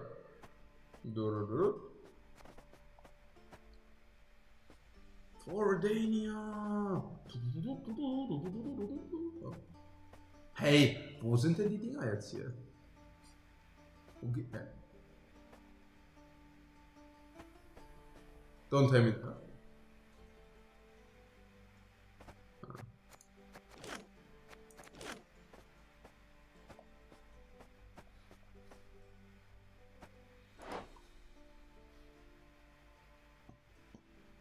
Okay, so turns that if not armored, boost this unit by 2 and add 2 armor to it.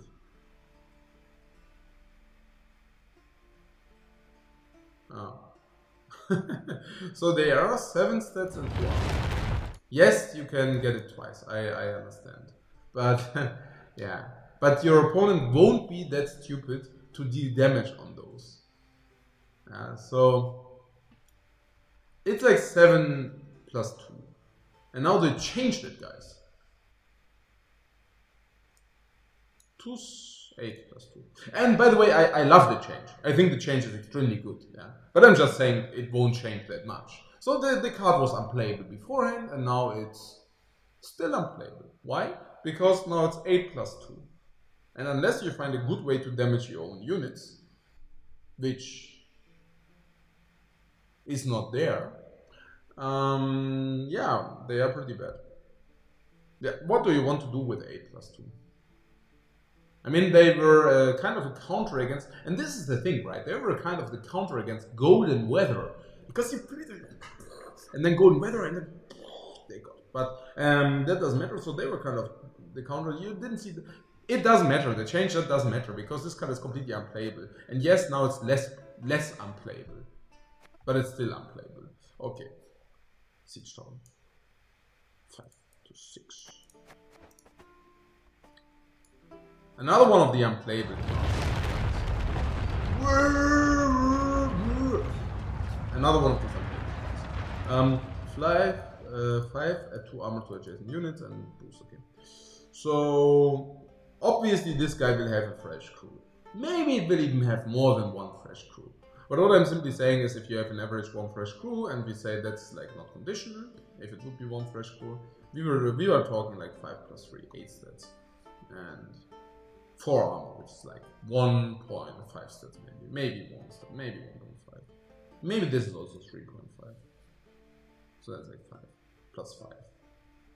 And makes it kind of bad. Yes, it was completely unplayable before, and now it's less unplayable. But that still means okay. Vess. Where is Vess? Yeah, I know, guys. You take this, and very good. I couldn't see that coming. Okay, so we have Vess 6, and we already tried her and played her, and she was actually quite conditional because, well, it's not always a given that you will be able to trigger a Northern Realms trio ability. That's not a given. Oh wait, I can actually.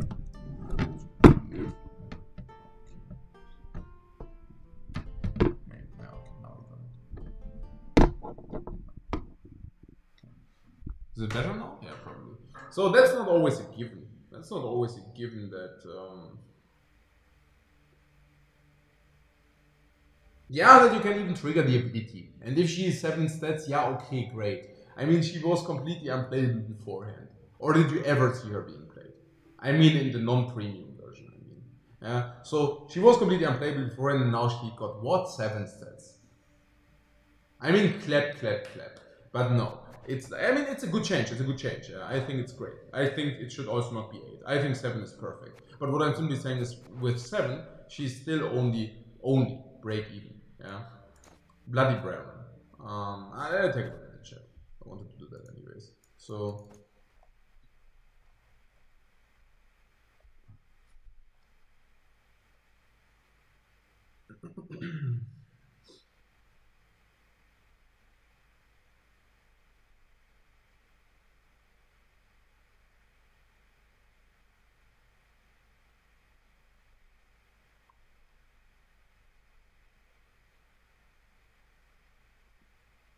Well, they're saying you're climbing 200 points. It's not bad, right? Huh? In like 6 or 7 hours. If you climb 200 points per day, why not? But yeah, we will probably get some other dwarf play. Yeah, we can just play dwarves. It's not a problem.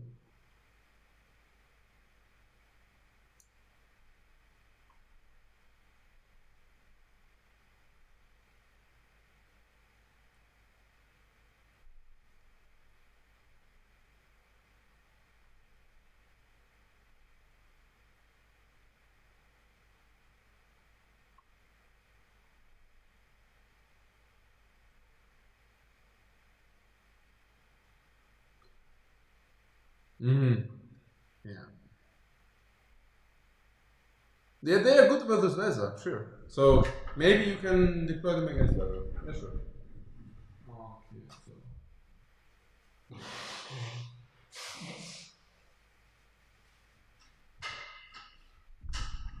so what did you say they are? 8 plus. Okay. You want to talk about those Redanian Knights, and with the unplayable thing. I mean, just to be on the same page. I mean, we are agreeing that he was unplayable with 5 stats.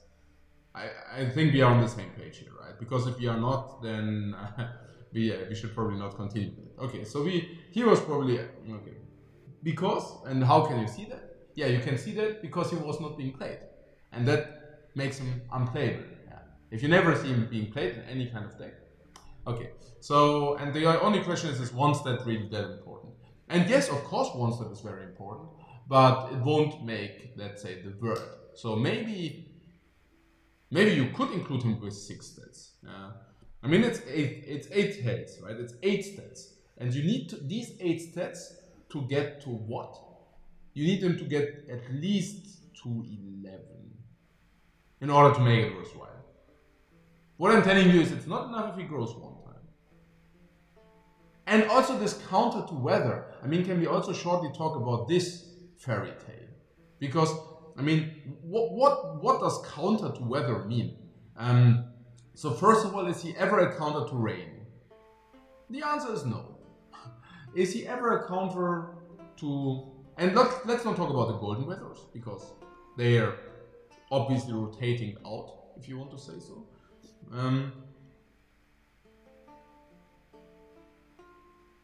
So against fog, sometimes, but only if they are the biggest minion, which they might not be with having 8 stats. Against frost, not really, right? I mean, yeah, you can play him in the frost and then he will grow, yeah, but it's like... And I'm not even sure how this works. I mean, what happens first? Because if it frosts, and then it gains stats, then it will be frosted. Okay, it will be frosted, then it gains stats, it will be frosted. Okay, so he will grow by 1 stat every round, is that correct? Against frost? No. No, not even. He grows every 3? Yeah, I think.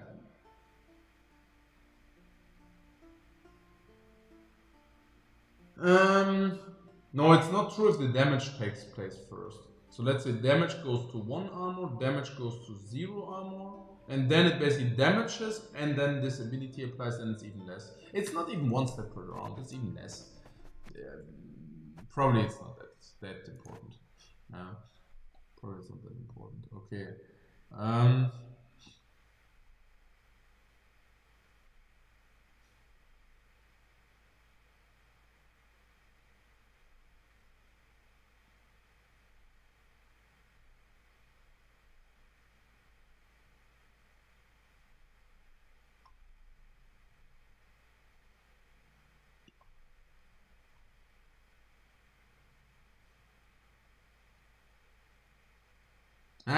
Tournament in Vienna. I asked for it, but I mean, but yeah, I offered it to maybe organize something like this, and yeah, it probably looks pretty good, yeah. I mean, I definitely want to do it anyways, so we will do it anyways, yeah. The one way or the other, but probably it will be a pretty sick tournament, probably. Okay.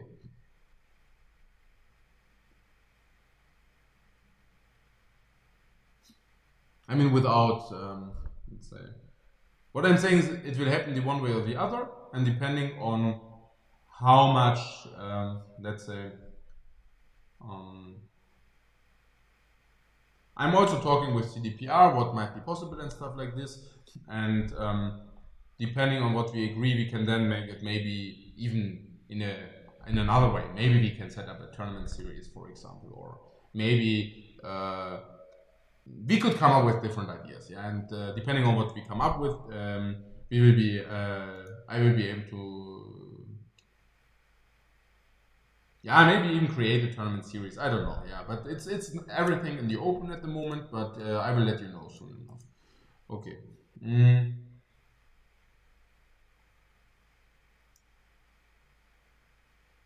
Yeah, and it's not even agile. Yeah, it's not even agile. Okay, abilities trigger first, then weather. Weather is always last in the queue. Okay, but again, basically, the agile point is also very true. So this is just front row, and being front row. But actually, I also like it that, I mean, I found also that they did that they made too many things agile, honestly. But okay, so Bloody Baron from 4 to 6, but it's also a golden card, so whatever. So it shouldn't matter that much. So what does he even do?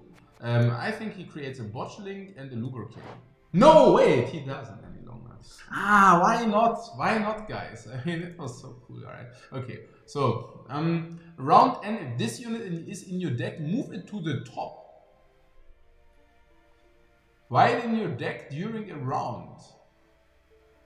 Boost self by 1 whenever an enemy is destroyed. What do they even want to tell us? So they want to tell us that this unit will go onto the top of our deck. And then we need to destroy a lot of enemies. Like 10. in order to make it worthwhile. So why this change is definitely buffing the Bloody Baron by an awful lot. It makes a completely unplayable card less unplayable. Which is good, which is good. I mean, obviously changes which make unplayable cards less unplayable are extremely good changes. Specifically if they are changing 2 stats and they are still unplayable. But that also kind of shows how bad they were beforehand. Okay. Yeah. DJ Extra. Okay. So, yeah, DJ Extra. So yeah, cool. Of course, he was good beforehand already. And now he's super boom. Now he's the super bad move.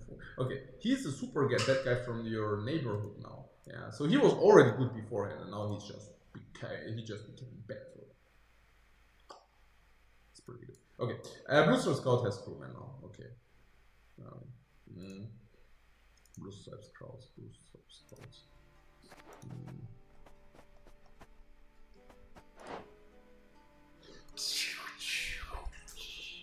I am the Blue Stripes Captain. I am a crewman now. 6 plus 2. Clear. Okay, what? 6 plus 2. 6. Yeah, average card. And now you can even crew machines.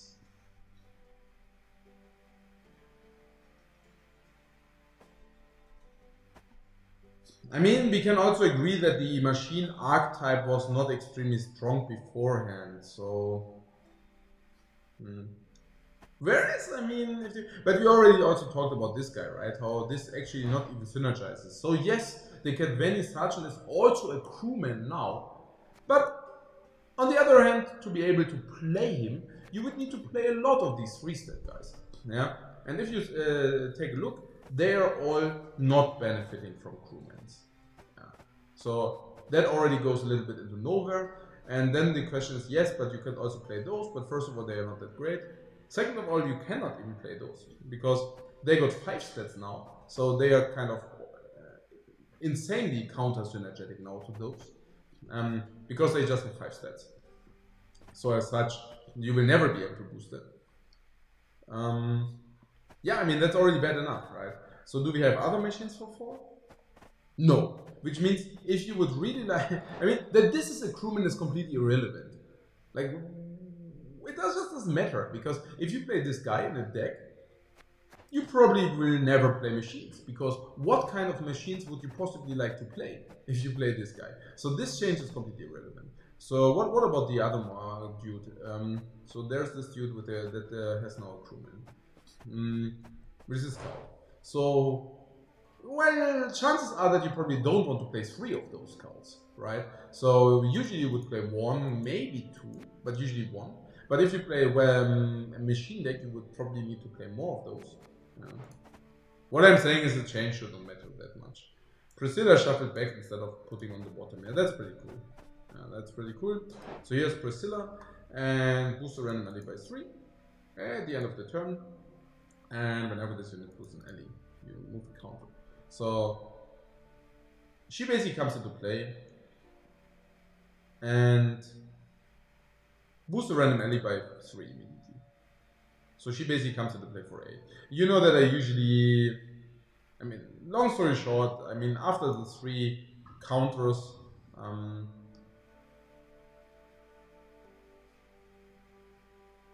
wait, what? At counter 0, move this unit to the bottom of your deck.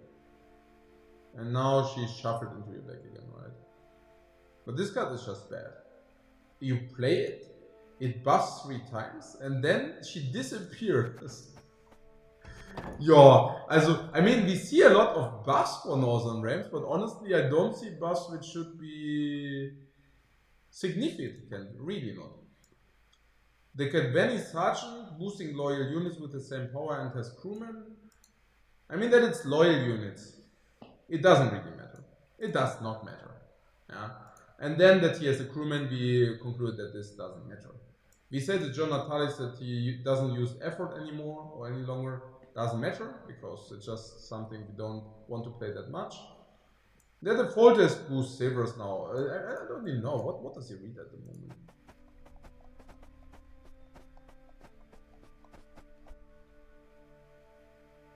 Boost all units in your hand and deck by 1. So that's basically... It's only about the loyal unit, so it doesn't really change much. That's whatever. Yeah. Then we have Reinforced Ballista. I mean, Reinforced Ballista was so bad that we said that's kind of whatever. We have the Redanian Knights, and it's the same. We said they are so bad that it's kind of whatever. We do have the Siege Towers. They are not as bad as the Reinforced Ballista, but it's... We have Vess, and she was quite unplayable before. Not exactly sure how the 7 stats matter that much in that regard. We have the Bloody Baron, which was a complete blank before. And the 2 stats also don't have, it's also only a one-off. We have a series buff here, but it's 1 stat. This should not matter that much, and this doesn't matter at all. So I guess Northern Rams was unplayable before. Yeah, basically tier 4 in any kind of iteration or in any kind of build before. Yeah, and after it's like, I don't know, tier 3 in any kind of build, whatever. Yeah, well, I don't see it seriously not, guys, but yeah.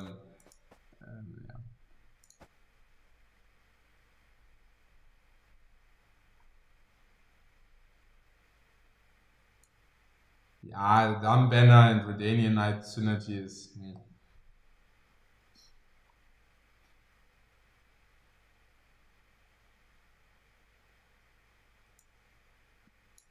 You would probably play Machines, Weather, and Baron. Yeah. Oh, what? Machines, Weather, and Baron. Big enough in round 2, gets a high gold. I don't know. No.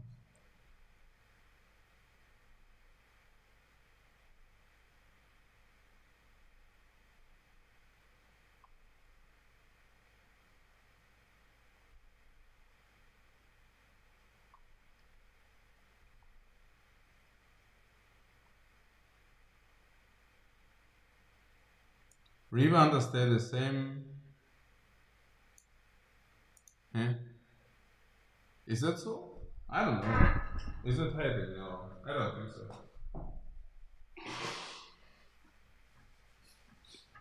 I mean, Reaver. Yeah.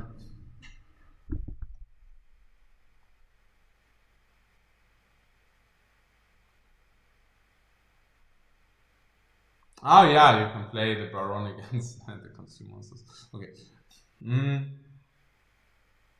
I mean, we just concluded it, right? I mean, Northern Reinforced, what, they are already tier 1, yeah, sure. I mean, I don't know in which world, but yeah. So, oh, you mean here, this one. If Weather Monsters become tier 1, or you what?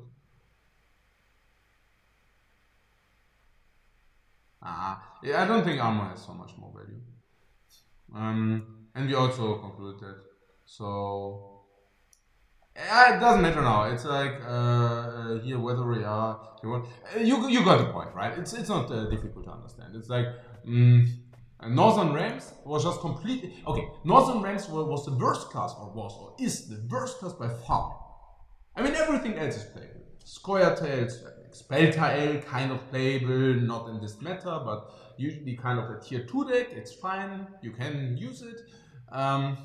But it's definitely not tier 1 by far. It's probably, depending on the meta, it might be tier 2 or tier 2.5. So Scoia'tael, you can play Dwarves, you can play Scoia'tael for sure, for sure. They are definitely also equivalent to the power level of the other decks, depending on the meta, of course. Then you have the OP Nilfgaard. It's OP by a small margin, but it is OP. That's definitely the only like real tier 1 deck, I guess. Then we have Skellige, which is also extremely strong, yeah, and in the current meta probably even extremely good. So that's that. And we have Weather Monsters, and Weather Monsters are perfectly alright. Tier 1, arguably no, but because yeah, it's arguably no. It's not that they are completely out of the roof overpowered or something like that. It's just not the case. Nilfgaard is monstrous or not, but those are the super decks, and they are super cool balanced. Yeah? But yes, you saw that we are missing one faction, and that's Northern Realms, because they suck so much. That is unbelievable how much they. I mean, it's unbelievable how bad they are. And what I'm telling you is that these changes here, no, guys, they might look like big changes, and it's also pretty good. I also like that they don't boost them through the roof, because I think that's already kind of reasonably okay, because they buffed a lot of cards, right? But I don't think it's quite enough. Okay, it's not quite enough to make them a good class. Not saying that they should buff more. I don't think so. I think they should soft adjust, and I think that's already quite okay that they soft adjust like this. It's not enough though. Okay, so Scoia'tael.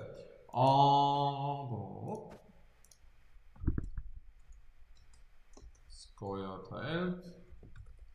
Yeah, I mean, again, before, okay, we have Scoia'tael, right? So we have Scoia'tael, and that was kind of, yeah, was tier 2.5, tier 2 to tier 2. It's like a tier, depending on the meta, but yeah, was tier 2. Yeah, I'm playable now. Don't need to tell you that, right? If the Dol Platana protectors are getting, I mean, we can quantify that, yeah. So minus 3 times, so minus Dol Platana.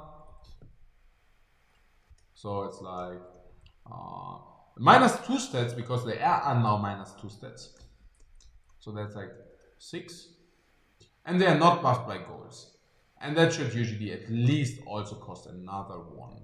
Maybe more. So that means that's minus 9. Yeah. Minus 3.3. And then yeah, and we have also minus Athleen. So that's also another 2.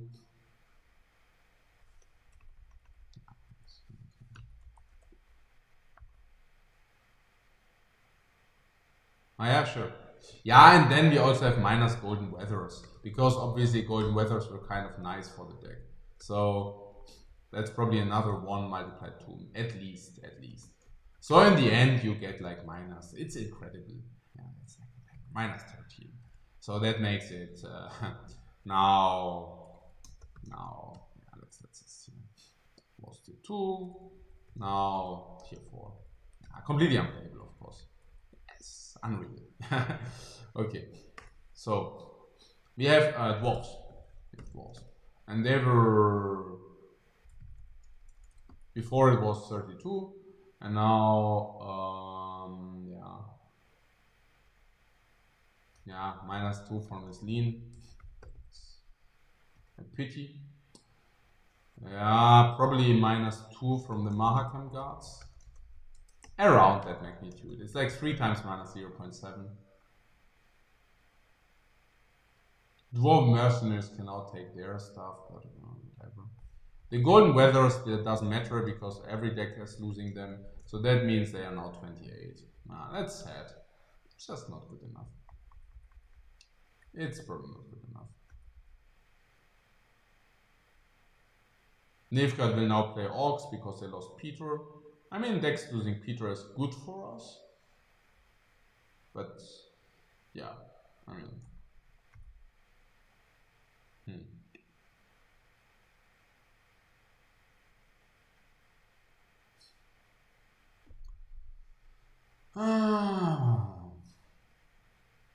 Yeah, I mean, we can probably even say that we get a little bit by synthesis, because she was very much break even.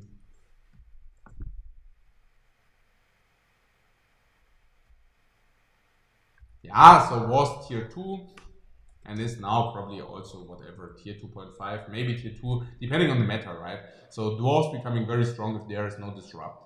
If there is no disrupt, they are becoming extremely strong. So question is against what kind of decks might that apply? And it's difficult to say. Because Orcs is stronger against Dwarves than Peter is. So if Nilfgaard is playing Orcs instead of Peter, it's worse. It's worse for the Dwarves. That's for sure. So.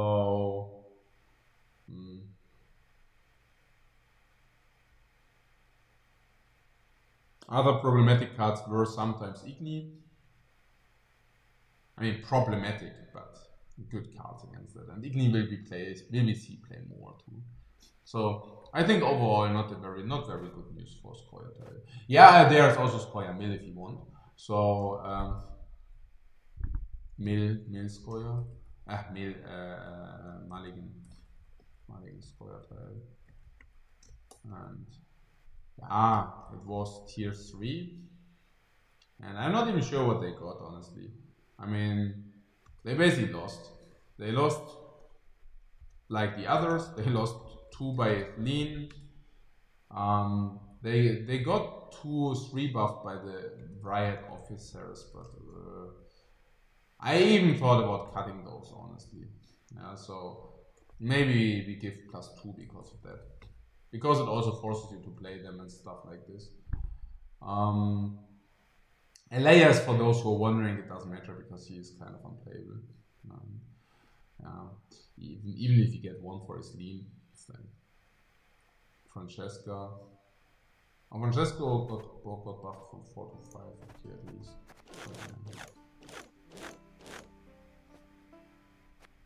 Yeah, it doesn't matter.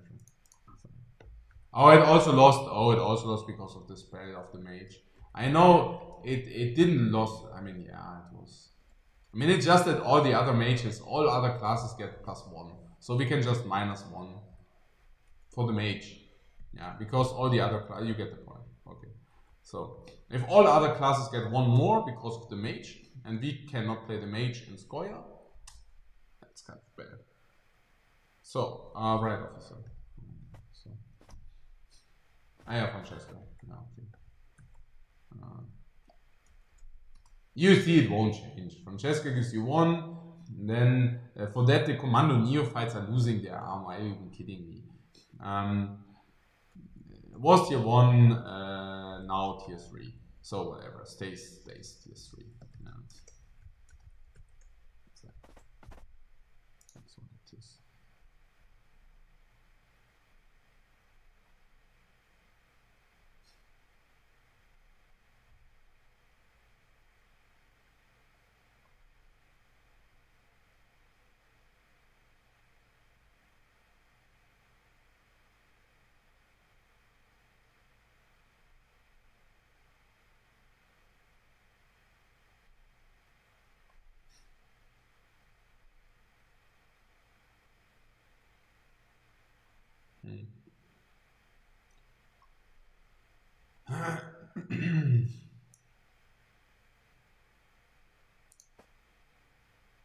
Nilfgaard.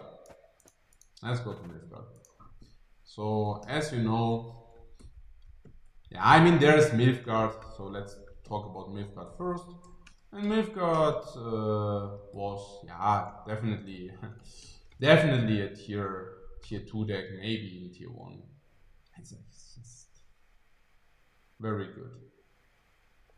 I mean, you could even play, let's say, Tibor, Egebracht, and anyways. Okay, then you wouldn't like to play Wilgefortz maybe, but then you can also play the Vampire, so you have already...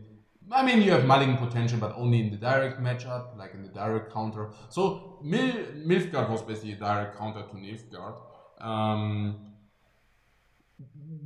So I don't even know whether I should create it as an archetype, because if you say there is no Nilfgaard was actually only tier 2, because you could not mill the other decks, and you lost kind of a stat, so you lost 1 stat by playing this one stat by playing that one.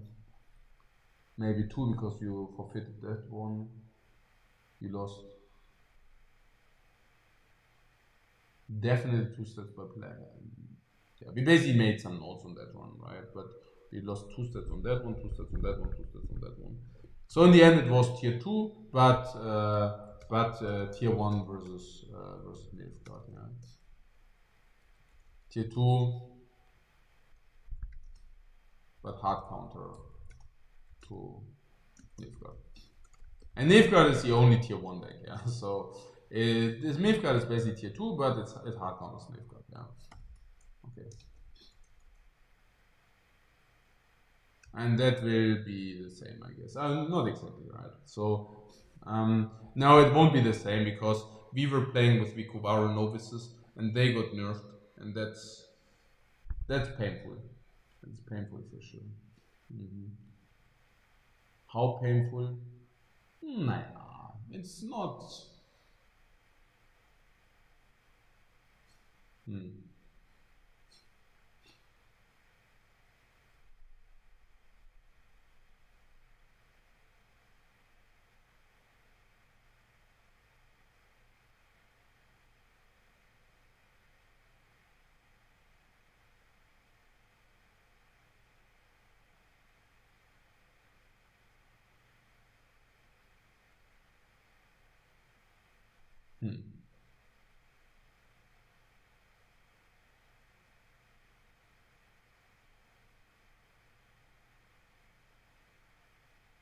Nah, Nilfgaard will lose a lot because they used one with Calvate. You can maybe play something else for that. They lose with the Vikuvaro novices. Not exactly sure how much it is. Maybe it's 1 times 3. Yeah, because of the Vikuvaro novices.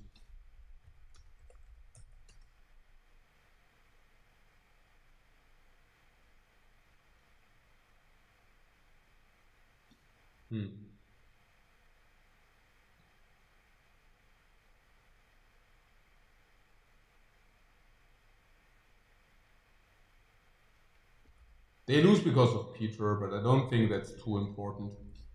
I know it's 2, but I put it 1. Yeah. They didn't play Ryan Farm, and they lose because of Tibor.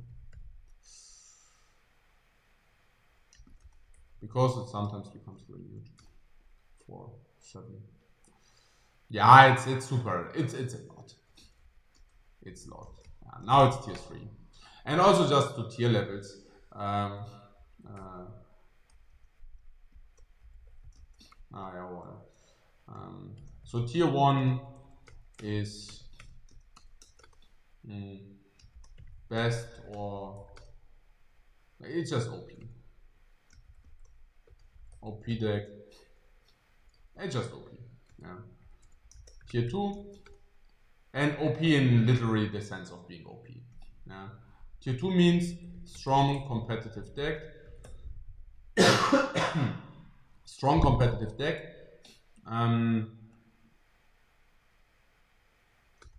Which has a place in the meta. Yeah. Tier 3 means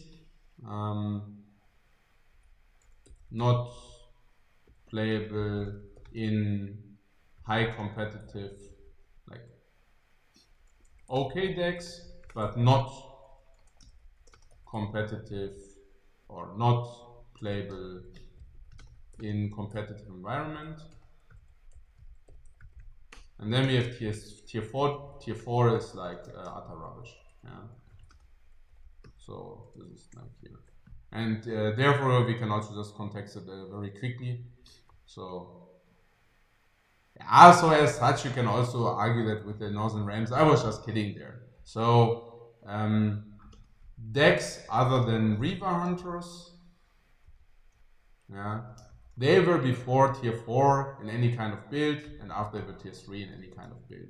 And obviously you point out correctly that the Reaver Hunters are before tier 2, and they will also of course keep their tier 2 mark, because, well, they didn't change. So they are tier 2 no matter what. But actually they are, I mean, tier 2, I mean, if your opponent knows how to play against them, it's like tier 2.5. I mean, Reaver Hunters are like, whatever. I mean, if you know how to play against them, they should not represent the program, honestly. But whatever. So, and as such, you can already see. So, if you're talking about tier levels, we have here consume monsters or weather monsters, both being tier 1 or tier 2. So super strong class after the nerfs, like really strong class monsters, insanely strong. Skellige, what did we say about them? So we said they will end up being tier point 2.5, so probably they won't have any place in competitive, or not that much. Then we have Northern Rams, yeah, whatever. You will see them sometimes, but whatever. Like now. We have Scoia'tael, which is now Dumpster. We have Dwarves, which is unfortunately probably not continue to be viable. And we have the Mulligan Scoia'tael, which you still won't see. And we have now for Nilfgaard. And this is something we evaluate at the moment. So at the moment we can play Nilfgaard, but as we know, it will go into unplayability or not competitive playability. And then we have Nilfgaard Spies. And the Nilfgaard Spies are obviously, I mean, they are tier 1 being plus 40. Yeah. So the only question is what happens. So they lose 1 because of John Calvade. Yeah, sure. Do they lose because of Vicovaro Novices? Depending on what build you play. So, as you know, for example, the build we had on JJ's account being rank 1, that was Vicovaro Novice. Yeah, that didn't even include Vicovaro Novices. Yeah. So I don't think we have to deduct a lot for that. Same goes for Vicovaro Medics being doomed now. Obviously, we need to deduct 3 because of the Imperial Golems. We will probably still play them, yeah, but still, okay. Then we have to deduct for Peter, but keep in mind that we only need to deduct 1. Why is that so? This is so because the silver slot of Nilfgaard is very stacked anyways, which means yes, we lose Peter, and yes, we lose probably 2 stats for Peter if we wouldn't have a replacement, but fortunately we also have stuff like Orcs, and we can just put that into the replacement gap. We have Pringilla Vigo. Now she's basically 2 more stats if she is spying. So maybe she is gaining, maybe she might even be playable. Yeah, so we had 1 for that. Yeah, Rhyme Farm. We played Rhyme Farm anyways. So yeah, jackpot, guys. We didn't play Tibor anyway, so that doesn't matter, and we didn't play Vito. So I think that's how it works. So what is that? We are losing 1, 4, 5, but we are also gaining 2. So that's like minus 3. And that will result in plus 37. So yeah, so will be whatever. Yeah, tier what? 0.5 maybe. Still tier 1.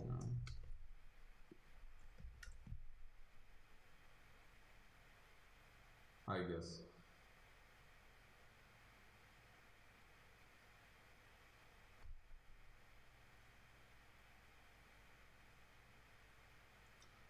Yeah, keep also in mind that this is also, I mean, if you are talking also about Nilfgaard Spies and what was good against them, so we know that Nilfgaard was the hard counter to Nilfgaard.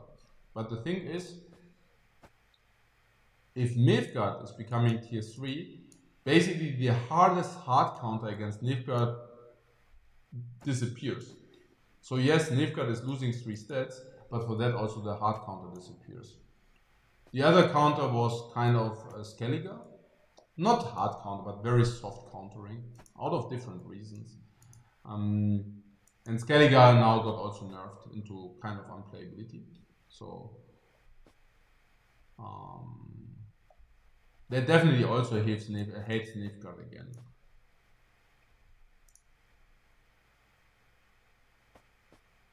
Yeah, it probably will be a tier 1.5 or whatever. Sometimes it's not that clear. I mean, I believe that probably consume monsters will be stronger than this one. So that's why I think that it might not be top tier. Yeah, but sure. So what will we see?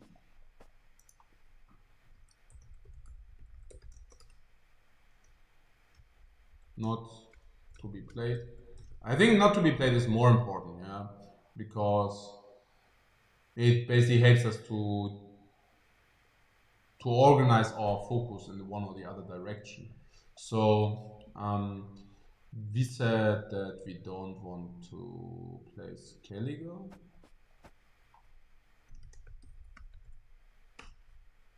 Again, maybe Warcry will be possible, but for us it means that we should not focus on that for now. And we also said something about Northern Realms.